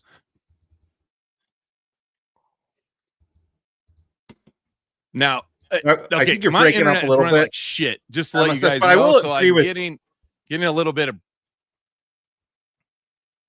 I will agree with MSS a little bit here on the Padres. I like generally how the Padres run. Now, obviously, they've got the shift in ownership, and so the money doesn't keep flowing like it probably needed to. But I mean, they just did not have the pitching, man. They just didn't put the pitching together to do this. And then they like they make weird trades, which I like. I like the Jerry DiPotos, AJ Prellers of the world, but like it just didn't, like, a lot of stuff at the trade deadline. I was like, what are we doing here? The Hater move and things like that. But like, the Padres are the better example here to really show this, because the Padres spent a lot of money, but they're also in a division where they have 2 big shooters right next to them who also will spend more than they spend. Right. And the Dodgers definitely. But the Giants were trying to spend more, and not everyone was taking their fucking money. If you put the payroll with the Padres on the White Sox, they win the division every year and get a bye every year. You don't even play in the wild card round. You'll be one of the top 2 teams, and you get the next round. And that's where people get mad, because our competition's inferior. You saw how that Tigers and Guardians division race played out. It was 2 terrible garbage ass fucking teams, and they whittled each other down. Neither could hit at all. I mean, they both had sub 100 WRC pluses. They're bad fucking teams. Spend that money. wild card series sucked too. I mean, like, it was just like It's horrible. This is not what I want to watch. This is not what I want to watch. And I agree with Alex Rude. Tom Fornelli did curse the Giants. Well, I'm glad he took his White Sox stink and put him on the Giants. That's the funny thing. That's the funny thing. I think a lot of people like to go like, "Oh, I've got this other team now," and it's like, dude, that team don't want you. You're exactly. You ruined them. You're coming over. You're walking into their party with a vomit-stained shirt. Like it's like no one wants you here. Stay with us. Stay hanging out with us. You're fine here. We'll see if I actually can fucking stay on this going. It's getting my fucking internet is acting a fucking fool. I believe in you. Brand new internet from T-Mobile. I'm really sorry. But somehow, boys, and I don't know if you noticed, but despite having the shittiest plane in the entire Major League Baseball Association, the Blue Jays have eliminated the Yankees and have moved on to the ALCS. So they're awaiting the winner of the Tigers and the Mariners. Which is that over yet or no? No, they got Game 5 tomorrow. But it's Skubal, right? On the mound. It's Skubal, okay. But it's in Seattle. They got to go back to Seattle. Ooh. That's gonna be a game right there. It's gonna be worth checking out. But remember, Cubs if you have a shitty plane, you can't compete. It's very hard to compete. I remember that. I made that meme. Plane. I made that meme of the article, and I said I put same plane the Blue Jays have. It's the exact same plane. Yes. This is a horrible plane that another team also has. That's like that article. What a piece of shit article that was. Beef, I do have a question for you real quick before we hop to the next topic that MSS wants to talk about. But did my move to Bridgeport steal all of MySoxSummer's bandwidth? No, I don't think so, because MSS is further west than we are. We're in the same roughly location. We got nice and clean right here, baby, on our side of the neighborhood. His side, a little bumpy. It's a little bumpy over there. I'm gonna guess something. I don't know what the fuck about MSS. I think MSS could vastly improve his internet if he got. I have these like Orbeez in the basement and upstairs that are like internet extenders. Yeah. You get one of them, and you'd probably be clean as a whistle, I would guess. I use the Google Home. Same idea. Yeah. But MSS, you wanted to talk. I'm not on Wi-Fi. I'm back. I think I'm back. Am I back? You're back. You're back. Yeah. You're back. You're a little fuzzy, but you're back. I just switched. Now I do have little. Okay, I'm fuzzy. You're all right. I think go ahead. You did want to talk with the Cubs. The Cubs are winning right now, but they're playing the Brewers. I think you wanted to talk a little bit about Andrew Vaughn. So give us what your thoughts on Andrew Vaughn.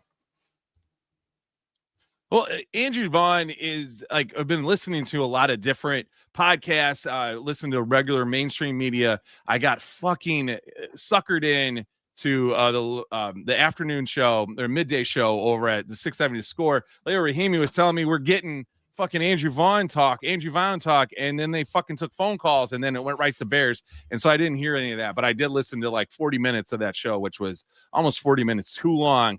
But like I went and listened to CHGO. I listened to a lot of different places, and there was a lot of people tell you why it's different or not. What is different? Andrew Vaughn is no longer hitting this, or he's not swinging away at this. He's doing that, but no one told you why Andrew Vaughn fucking changed until BeefLoaf had Ozzie Jr. on the Aju, and he told you exactly why. Is because he was 3 months out from selling insurance or fucking real estate down in the state of Florida, because this motherfucker was not going to be on a Major League Baseball team in a year because he was playing so piss poor. I loved when Ozzie was talking about him, and he was like, he might be doing this job or this job, and he's like, he wouldn't be doing like hedge fund or something like that. Like he wanted to point out that he thinks he's dumb. You know, like it was just like he was trying to be nice, but he was throwing fastballs right in there. It's like, man, this is so funny. No, it was good, and I think that's what happened. And as much as I read on Reddit and read from different people telling me that the White Sox had fucking totally sandbagged Andrew Vaughn, and that's why he sucked as much as he sucked here. That is 100% not the case. I feel like Andrew Vaughn, while given no favors, right, was expected to be at least a little better than what he was. But he does show off, I think, and highlight how awful the previous regime was at identifying talent and who to draft when they go into the draft, because this guy was not a third overall pick. And you look at like the people that were picked after him: O'Reilly Green, CJ Abrams, Nick Lodoto, Josh Hung, Shea Langeliers, Alec Manoa, Bryson Stott. I'm very proud of you Corbin for saying Carroll. Jay All these Langeliers guys were picked correctly. after him. Yeah, it's a great. I mean, that's a terrific group, all in the first round, right? MSS, those are all first rounders after him. Yes. Yeah, And that's a him, good all group, have right positive wars over 2 or 3, which is apparently pretty damn good. So I was just very, if anything, the White Sox have did a favor for Andrew Vaughn by sending him down and then trading him away for absolutely nothing and getting him the fuck out of Chicago and onto a team where he can be a 6th hitter and not be responsible for trying to drive in runs and not be the go-to guy. I mean, the motherfucker wasn't even in the lineup yesterday, or the last Cubs game when he went up, because they didn't need him, and then they brought him in at the end there to like try to do something, and he didn't. Yeah, pinch hit later. But he's been very good in Milwaukee with absolutely no fucking like pressure put on him. Yeah, there's no expectation. Also, good change of scenery. It's just so step in. You don't need to be a that guy, and if you hit, great. And he's managed to hit. And what's upsetting to me is that MSS, because of his internet problems, didn't use this fucking amazing graphic. I know our guy White Sox Dave texts us today that he's been going through the bald stool too. Yeah, recruits. I mean, Andrew Vaughn's got to go, right? Oh man. I mean, look at what's going on there. My God. That just this picture. Blonde, tough, look in at shape. that crown in the front. That's a mess. Oh, that's a mess. It's gone. It's a mess. Poor Andy. I will say something about Andrew Vaughn though. So like, I think there's definitely people that are like, Andrew Vaughn was showing signs of like being good, things like that. There were streaks that Andrew Vaughn went on where he hit very well. And like in 2024, I think it was June, he knocked the shit out of the ball all June. I think his slug was over 500. You've got the end of 2024 season, like the very end of that season, he looked really good. This is another Vaughn streak.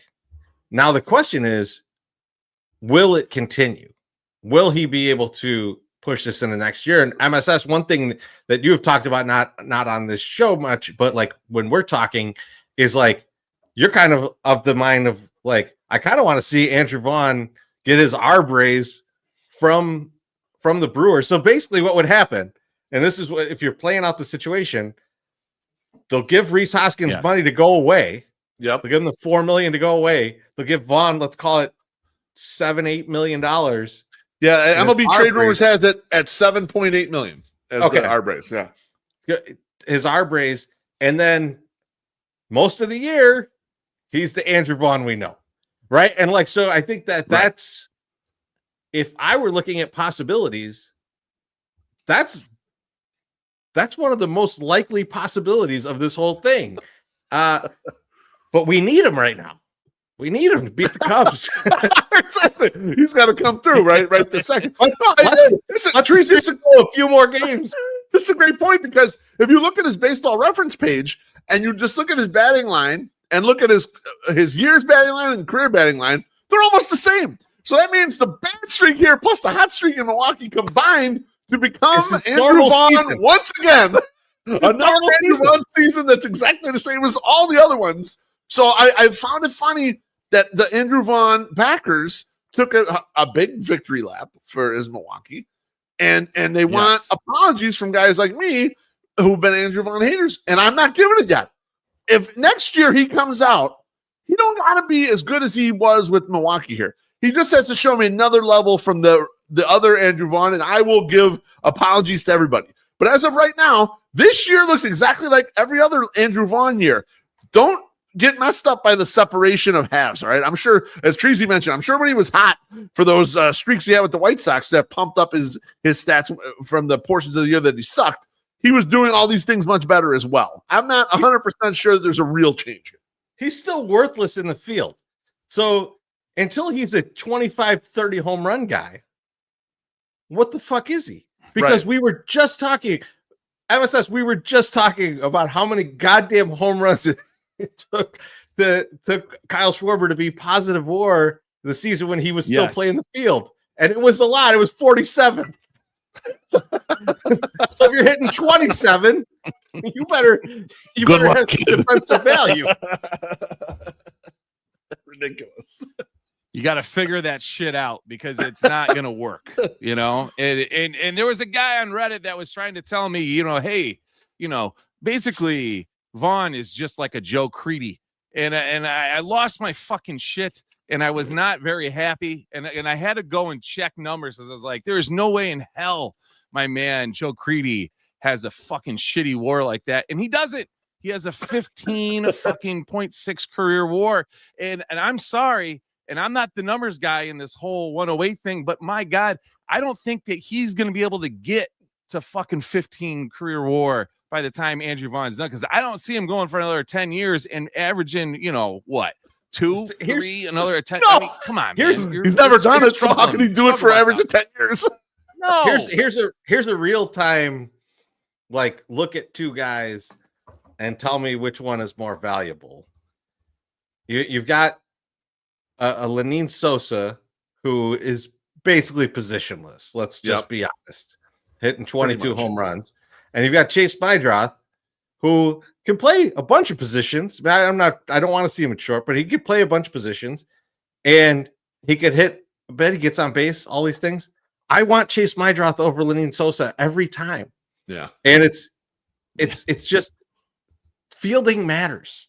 It's like being a useful player on the field matters unless you hit 30 or 40 home runs a year and you don't need a position. Right. And like guys like Andrew Vaughn, guys like Lenyn Sosa, they do not do that. So there's always a guy better than them to put in that position who can play first base okay or could be DH. Like this is just not. That argument doesn't hold up. Like Joe Creedy played third base well. Andrew Vaughn plays no position well. Right. So there's just not an argument. Tadahito joining the stream late. Agreed. Chorizy, go get him, baby. Go get him. He says Andrew Vaughn enjoys the steak bites from Arby's. Launch both into the sun. Chorizy, right. You got to tell him, bro. You got to tell him. Tadahito, you haven't even had these. You haven't had a steak bite from Arby's, so you don't know. All right. I don't know either. I'm willing to go with you and enjoy these steak nuggets. All we know is that there are viral tweets out there by Chorizy about these nuggets. Okay. But I don't want to, maybe Tadahito's not a seed oil guy. And he's out on anti-seed oil. So all right. Yeah. No, that's no dextrose. No dextrose for him. All right. Beef. I feel like you've got some questions for us. You want to get into? We're doing a little White Sox talk here, and we're going to do it briefly, my friends. So I don't know if you realize this, but the Arizona Fall League has started, Chorizy. MySoxSummer's internet is breaking up right now.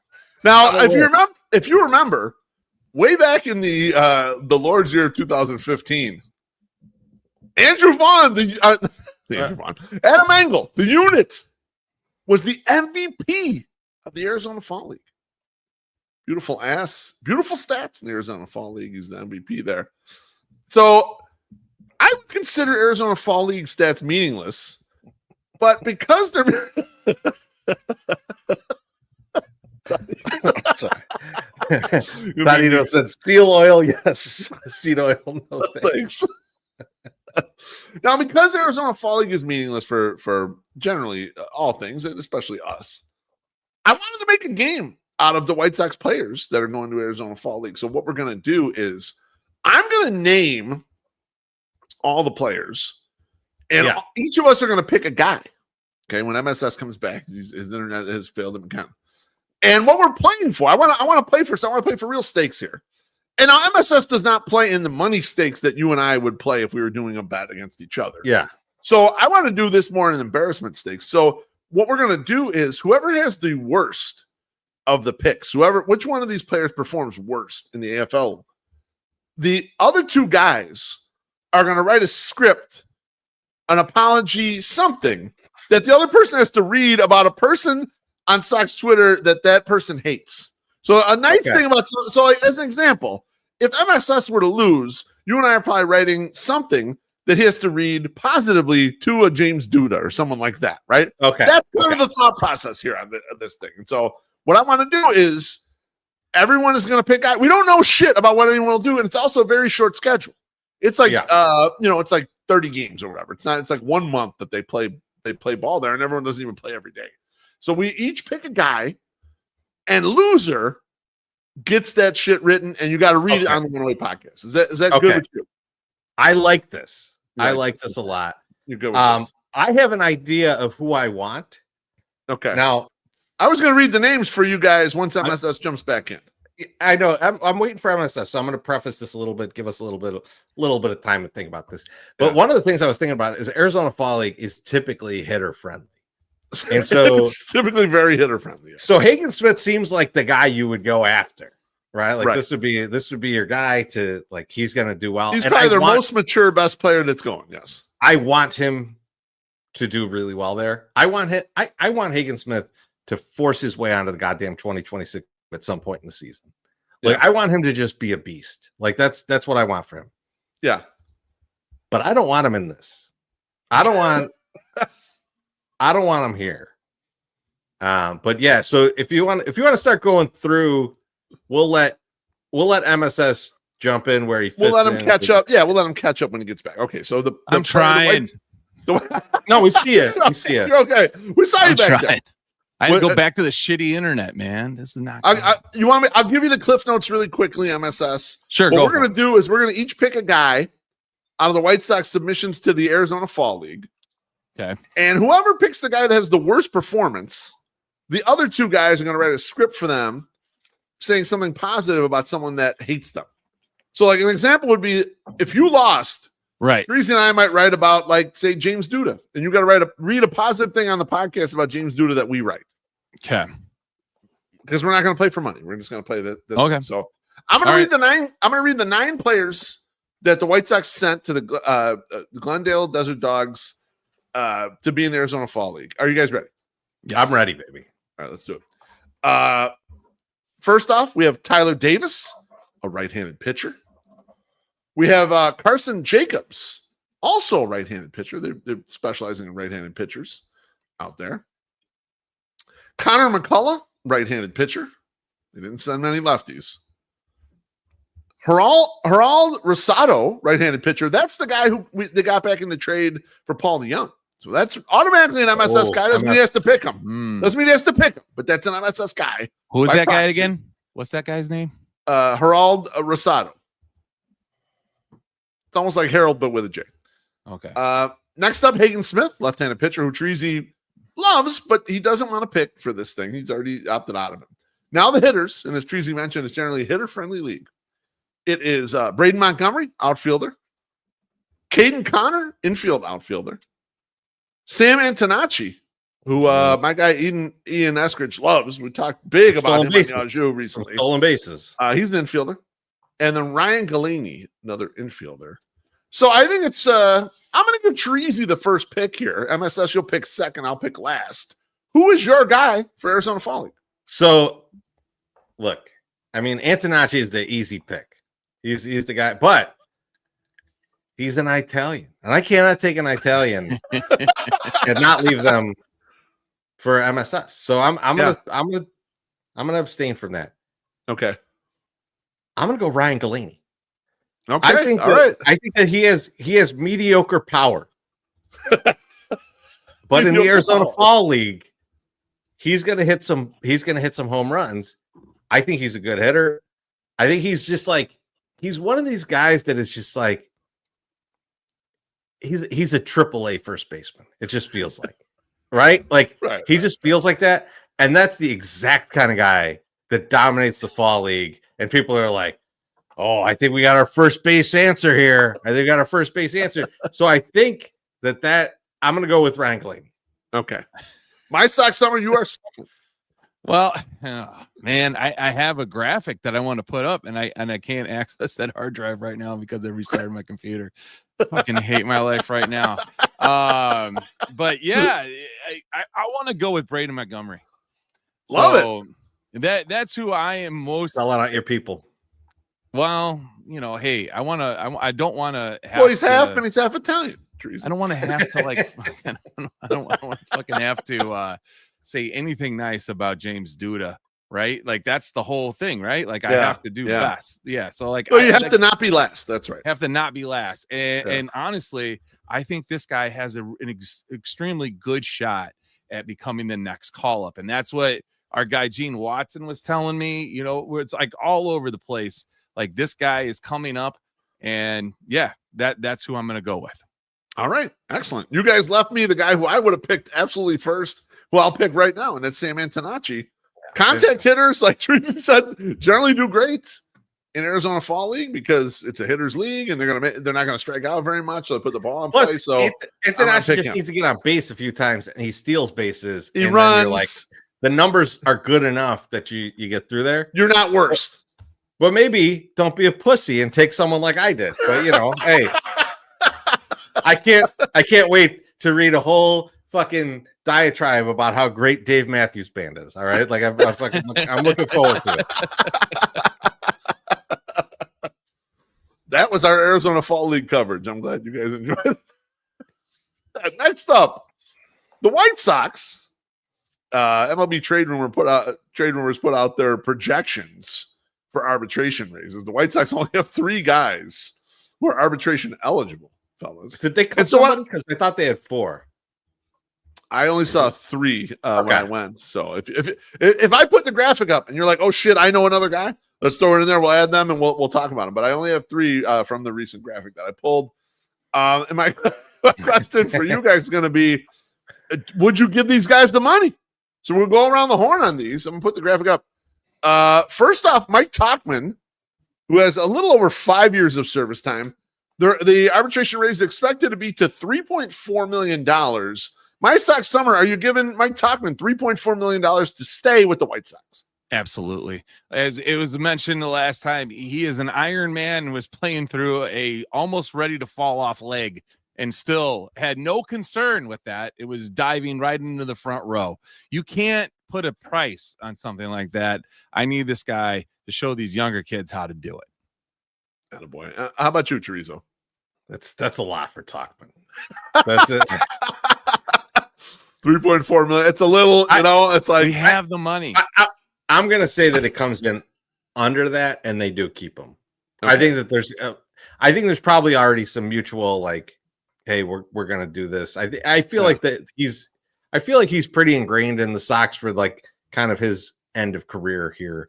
And so I think I'm gonna guess it's more in the high 2s that he ends up here. But yeah, I think he's a valuable player to a team like this, right? Like you need the veterans there. You need a guy who can get on base. He does kind of all the right things. He has a good work ethic. I think that's the kind of guy they want in the org. So I would say yes, they're going to keep him. I thought that too. And the question I had was like, do you think they might be working out something a little longer term? You think they might say, how about 2 years and $5 million or something like that? Just stick around a little bit. We need you to kind of bridge this thing. And you might become less useful. This is end of career. Like he's on the Jake Taylor. He'll be coaching here in 3 years. Right. That kind of trajectory. So yeah, I don't think that would be a terrible scenario. But yeah, 2 and 5 might be what you see. I would love that actually. So all right, next up is longtime BeefLoaf guy, Steven Wilson. A little over 3 years of service time. So I think it's his first arbitration year. And his arbitration estimate is $1.5 million. Chorizy, would you give Steven Wilson $1.5 million to stay? At first, when I looked at it, I was like, no. And there's a part of me that's still saying like, that's, you don't need to do that. Yeah. But for some continuity and for the fact that he's got 3 options, I didn't realize that he still had 3 options left. Right. I could see them doing it. I don't like it. Like I didn't really like Steven Wilson when he came here. So maybe it's my bias against that because you remember when they traded for him, I was like, this guy doesn't really do anything. He gets soft contact most of the time, but like he's a fly ball pitcher in the rate. That's a bad scenario. I'm still kind of out on this guy, even though he had some moments where you felt like, okay, or some stretches where you felt like, oh, this is a guy. I don't know. I'm not giving him $1.5 million. I'm going to say I'm out on this one. MSS, how about you? Steven Wilson, $1.5 million. Absolutely. What the fuck? We can spend money. We have money. Like I don't understand. like it's we're not even approaching 100 million right now. And Steven Wilson, just a quick look at like his stats over the last 4 years.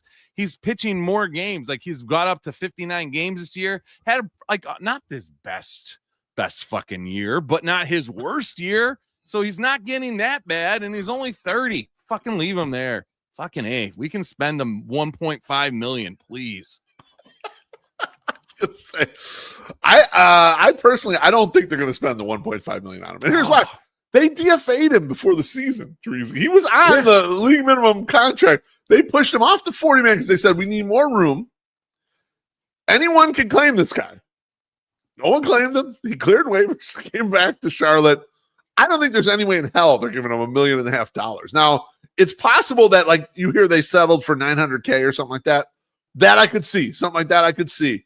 But I think that estimate, no way they're going to keep him just because they do play this game. Like the Getz era of this shit, they're like, fuck it, we'll take a gamble. We'll push you through waivers and see if we can get a guy clean out of here and we don't pay as much. And they do look to save every little bit they can. They haven't really put it into anything yet, which it'd be nice if they start putting it into something, but I think they will. Jackie Treeron says, any chance we get Rebel Wilson? It's done. And Ian Esker says Rain Wilson is a better option as well. The crowd doesn't really like Steven Wilson, so apparently he's out. All right, last guy. It's kind of a fun guy. Derek Hill. Fun guy. He's barely been here. Showed up on waivers like a week before the season ended. He, in theory, is estimated to get $1 million, $1.0 million in arbitration. MySoxSummer, are you keeping him? Do you even know who he is? Loaf, I had to go to Baseball Reference because I was like, I don't even think this guy is on the fucking team. This is a porn star, and they're trying to pass him through. Nope. He has a positive 1.1 WAR, but only had 134 at bats. Actually, only played in 57 games with our White Sox. He's had 8 plate appearances, which I don't even know if they happened here at home or somewhere else. So I'm not even sure. I think those were all on the road. I don't remember seeing them. I don't remember seeing him either. It was all on the road. Yeah. I remember watching some of those games. And for that reason, I'm out. I don't even know who it is. I don't think this guy might be a shell company that's just created by somebody in the front office. I'm not sure this is a real person. So it looks very AI when you look at his picture. No, I'm out. So he's a real center fielder. And so like that's where all the WAR comes from. And he made $831,000 this year, so that's why you're bumping him to $1 million. Here's the problem: out of options. So this guy is on the roster. This guy's on the 20. No, this guy's not on the 26. We're not paying this guy $1 million to be on the 26 to be the emergency center fielder when Luis gets hurt. So no, I got no interest here. Even if they saw something they really liked, they got to be like, hey, dude, we're going to cut you. If anyone picks you up, good for you. But if they don't, we'll be here when you want to make $775,000. I can't believe it. I disagree with you guys. They are 100% going to give this guy $1 million to stay. You don't claim a guy on waivers with like 6 days of the season left when it doesn't even fucking matter anymore unless you have some broader intention with the guy. You didn't pick him up to play the last week of the season. I'll just tell you that right now. All right. You had Michael Taylor on his reunion tour. You could play him 100% of the time. You had 17 outfielders on the team. We'll get into a few of those outfielders when we talk about the 40 man in about 2 minutes. I think they're keeping him because of what you said, Chorizy. He is a real center fielder, and they don't have one of those.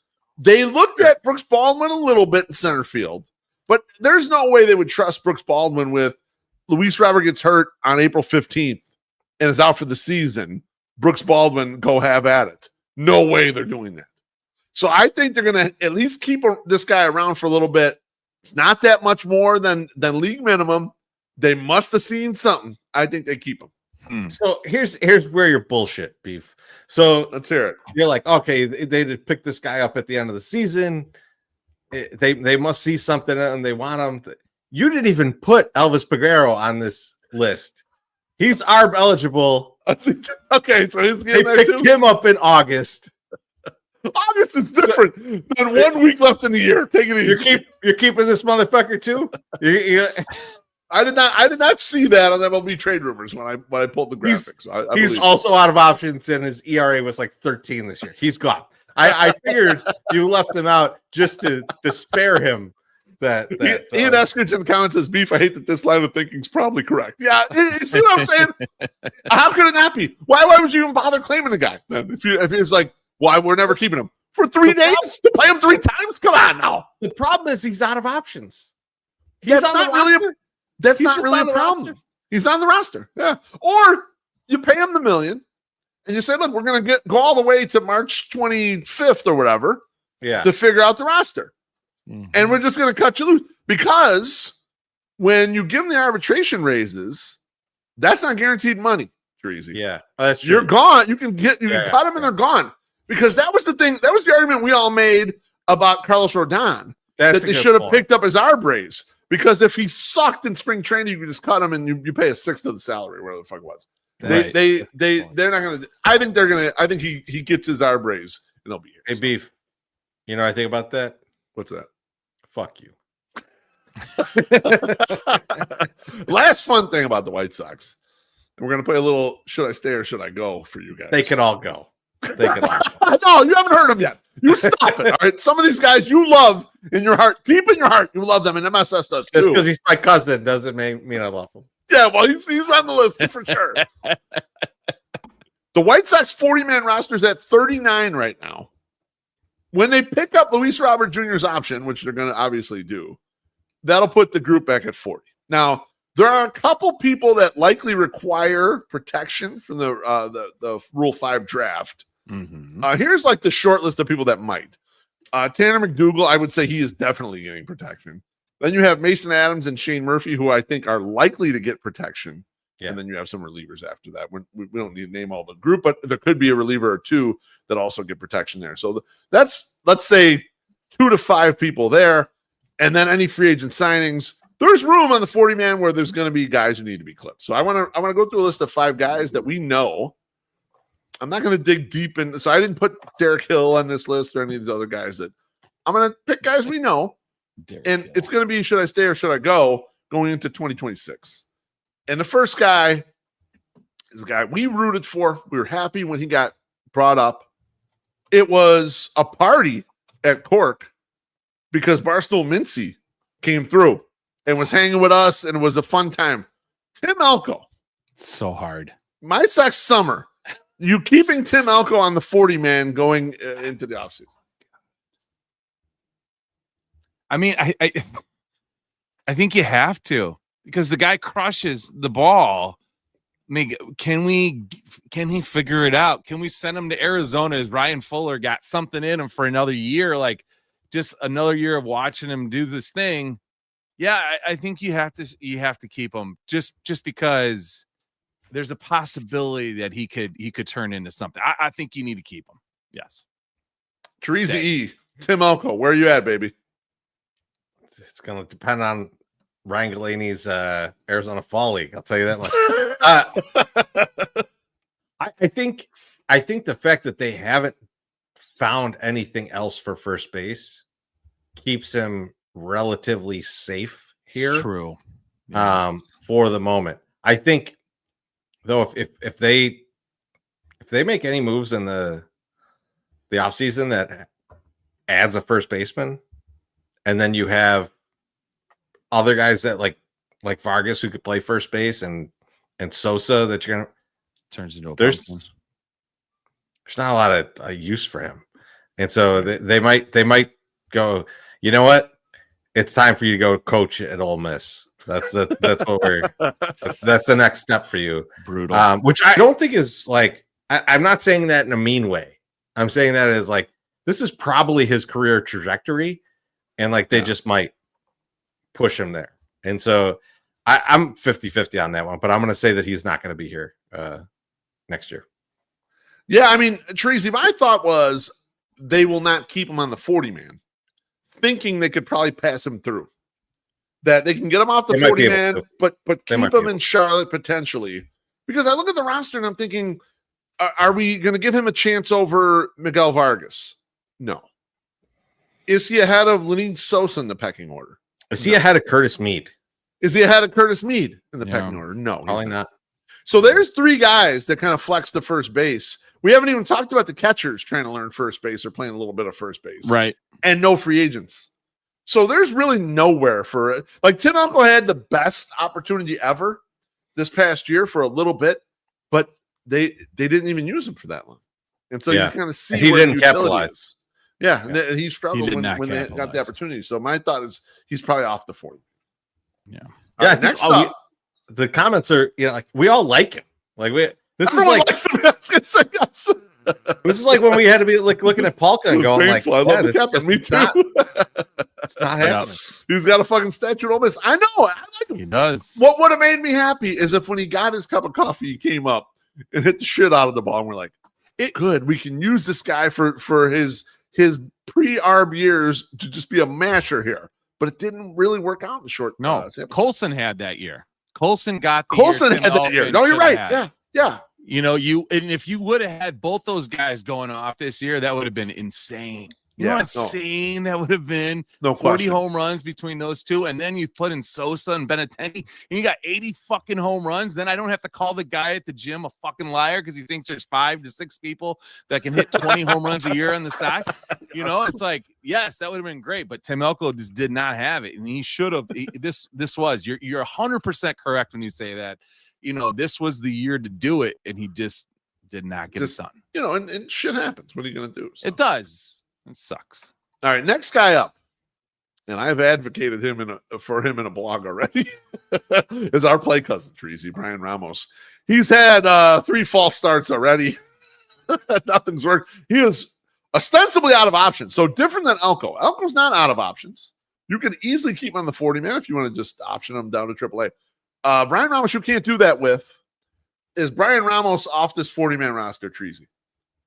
Yeah, I think he is. I think what they try to do is go DFA him, see if we could keep him. I don't think he gets kept. I think someone grabs him. Someone grabs him, and I think that he finds a spot somewhere. But like, I don't know. It's just it might be over for this guy. And so I say he is not a White Sox next year. All right. MySoxSummer, what do you think? Yeah, because he ended up, right? Like Ramos was up at the end of the year, or no? He came up, but they sent him back down before the season ended. Almost he was up for a little bit, but there was some injuries and whatever, so they sent him back down. Yeah, see ya. Bye. I'm sorry he shares a name with y'all, but it's done. It's done. We've had him around too many times, and bye. As I advocated for my blog, the White Sox need to improve their defense. One of the spots they need to improve is at third base. Ramos has pedigree to be a good defender at third. I think the White Sox will ride that all the way till the end of spring training. Maybe at that point, then they'll plan to release, because right now you don't have to make a delineation between minor leagues and major leagues or whatever. I think they'll hold them as long as possible.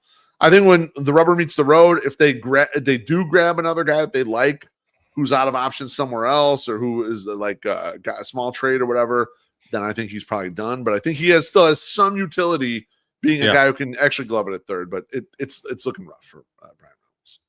All right, next up is a guy that we've all loved at one point, but then realized he doesn't really play that well, and that is Corey Julks. MySoxSummer is Corey Julks off of this 40-man roster. And he had a hell of a year. Charlotte this year. He was he's number one in a lot of categories, and that's kind of what happens when you don't get called up and you're down there the entire time. I just don't I don't know where he fits at all. Yeah. That bat just doesn't do it for me. Yeah, no. Let's keep moving. Let's get new people in. I like the turnaround with these with the way the front office is doing things. Let's do something different. Chorizy, what do you think about? Yeah, I think it's over for Julks. I think like it's not happening here. Like maybe he goes to the Rockies. Maybe he finds a life there. But like it's not happening here. It would have happened by now. It's over. The big homie Mike Howard says, appreciate you guys right now. TBS announcers cannot get the Cubs some things out of their mouth. Yeah, they're Dizx. Dicks. Says dicks. It's a big cock show tonight. I'll tell you that. I'm with you. I'm with you guys. Corey Julks is probably gone, even though I really liked him. Wanted him to work. Speed, power. It didn't happen. Next up, he's got the high socks. Is a guy that we heard Brian Bannister rave about, but somehow never made it up to the majors this year. And he's been burning options in the minors for a couple years now. And that is Jairo Iriarte. Chorizy-E. Is Jairo Iriarte off the White Sox 40-man? No. It's weird because they obviously don't like him. But they also don't want to give up on him, and they don't want to give him away. So Iriarte will be in Beef. I will say 27% of my trades in the trade with every team. At least. Because I think they will do anything to trade him, but they won't give up on him completely. So like there's no reason to right now. There's no pressure to, especially with all the other guys that you could kick off the 40-man. Yep. Guys like Elvis Peguero, you didn't even know he was on the 40-man. So no, I know he's on there. I just didn't put him on this list. But see, I think they'll hold them until they have to actually take some action. But my guess, I honestly think he'll get traded, which is why I will put him in so many of my trade blogs this year. You think someone else will see the potential that they're not? I think there is potential there. I think there's reliever potential there. Yeah. And I think that they hate his guts and it's over for him here, but they're not going to give up on it. They're not going to give it away for free. How about you, MSS? What do you think about Jairo Iriarte? Is he on the 40-man? Let's go. Listen, if I could act like I've heard of this guy before, and I have, and I can pretend that maybe I've seen him pitch or something, but I'm not going to do that. I just like the fact that he's 6'4", 240. Probably he's like 6'4", 265, like your boy. Probably has a gigantic dome. It's at least one player that I can take a picture next to and not feel like my head is so ginormous. So I say, let's keep him. Let's keep him around and let's see what happens. He's young. He's 23. Maybe he figures it out, So, keep. MSS pretending over here like he doesn't know who the guy we talked about who we think could suck his own dick is. No, that is embarrassing. That is embarrassing. It's a fake out. It's a fake out. He knows who it is. He's like, I want to keep that guy, but I don't want to say why. That's exactly what I was thinking. I'm going to tell you, boys. I think he's out. I think this is a regime that can't wait to go out there and pluck pitchers all over the place. And I think they've tried, and it's been 2 years now, and they haven't gotten out of this guy what they want to get out of this guy. And I think they're ready to give up on him. And so I don't think he makes it to spring training, Chorizy. Maybe he gets traded, like you're saying, but I don't think he'll be on the spring training 40-man. I think he's going to be DFA'd or somehow out otherwise. So I count him out of here. I think he's the prospect in the Benintendi trade to take that tower. I can't wait to see these trades. God damn it. All right, last one. Let's close it out right here. It's a guy near and dear to our hearts. I'm going to start with MSS. Oh, boy. He's been up. He was up almost all year last year. This year, he came up getting a nice infusion of defense in right field. What are you going to do about your guy, Dominic Fletcher? Is he on the 40-man or is he gone? End of the year gave me hope, but then you also had your center fielder, Luis Robert, injured. So you had to pull some strings, and that's why he was there. Him not being up all year, other than that, right? Not a good look. Do I want him there? Yes. Do I think he'll be there? Absolutely not. I think he's probably gone too. So sorry. Chorizo. What about Fletch? JT says Fletch lives. What do you think, Chorizo? Does he live or no? Well, Derek Hill's not good for his longevity.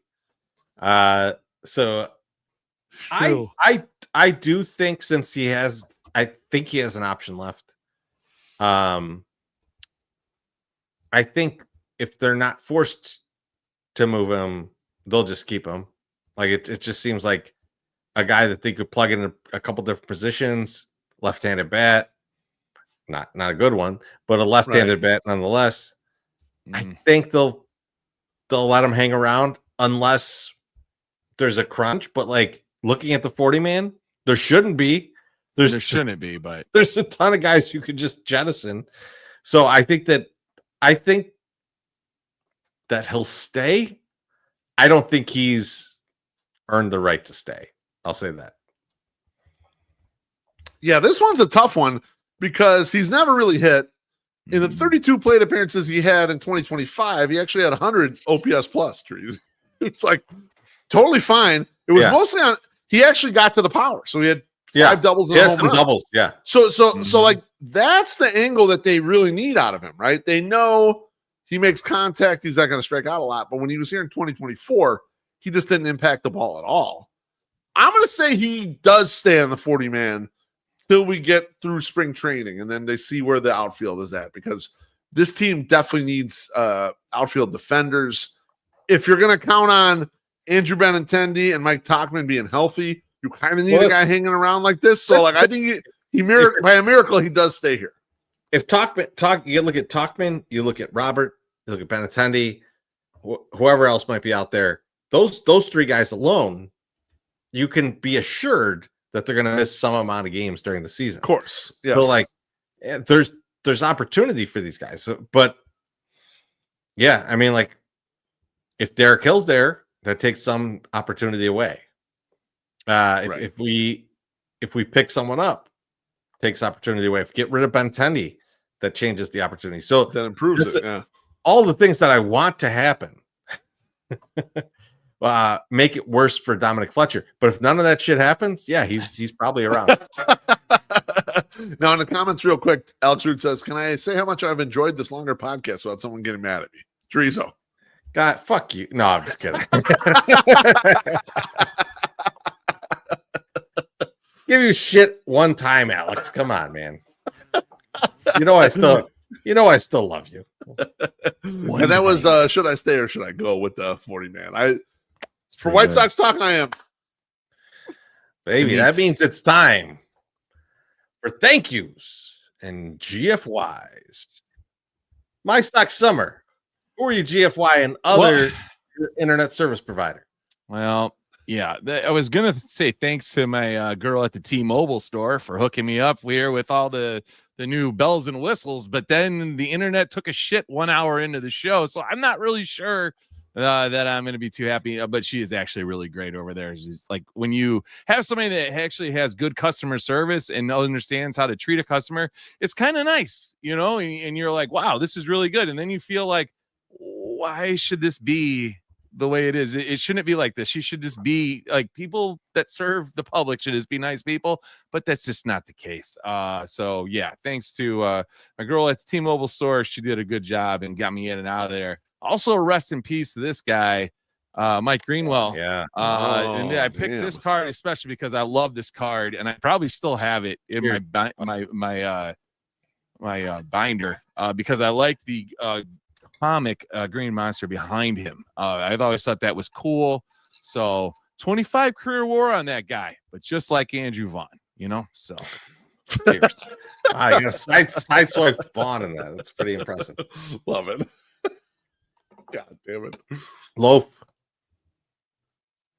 I would like to thank Vlad Guerrero Jr., Vladito, and the rest of the Toronto Blue Jays. Not only did they win me a bunch of money by winning the AL East in the regular season, they provided the most entertainment so far in the playoffs. Their playoff series is so much fun. Them hitting and beating the Yankees, and then him going on with the studio crew and talking to David Ortiz and talking about the Yankees lose and doing all that shit was awesome. I was like, we need a lot more of this in baseball. You need more of these personalities popping out here and having some fun. And like, that was so enjoyable. The series was so enjoyable. The Yankees are tough, but these guys came and hit like a motherfucker for the entire series. So I wish them luck. That's the team I really want to like have fun and watching them play. So great job, boys. And thank you so much for the entertainment. Chorizo, who are you thinking? Look, man, you know, I just moved. I got to thank our guys over at Dutch Movers, our guy Dan. Yes. Dude, going through this and seeing, like, especially, Beef, you've been here, the amount of stairs. Yeah. Oh, man, we would die. We would die if we tried to do this ourselves. So, like, having movers is fucking excellent. And having a friend who does it is even better. But I got to give a huge thank you to Chorizy, because, like, holy shit. Like, if she wasn't around, I'd be sitting still in the condo with, like, half the shit there, unpacked, just, like, all fucked up and just being like, I don't know what to do here. So, like, you know, when you have some big shit like this, it's always great to, you know, have a partner in this that's taking care of everything and that's really handling shit. So yeah, a huge thank you to Chorizy, and thank you to all of you. Thank you to our friends in Brazil who are listening. That's fucking incredible to me. Awesome. So everybody have a great night. We'll talk to you soon. Peace.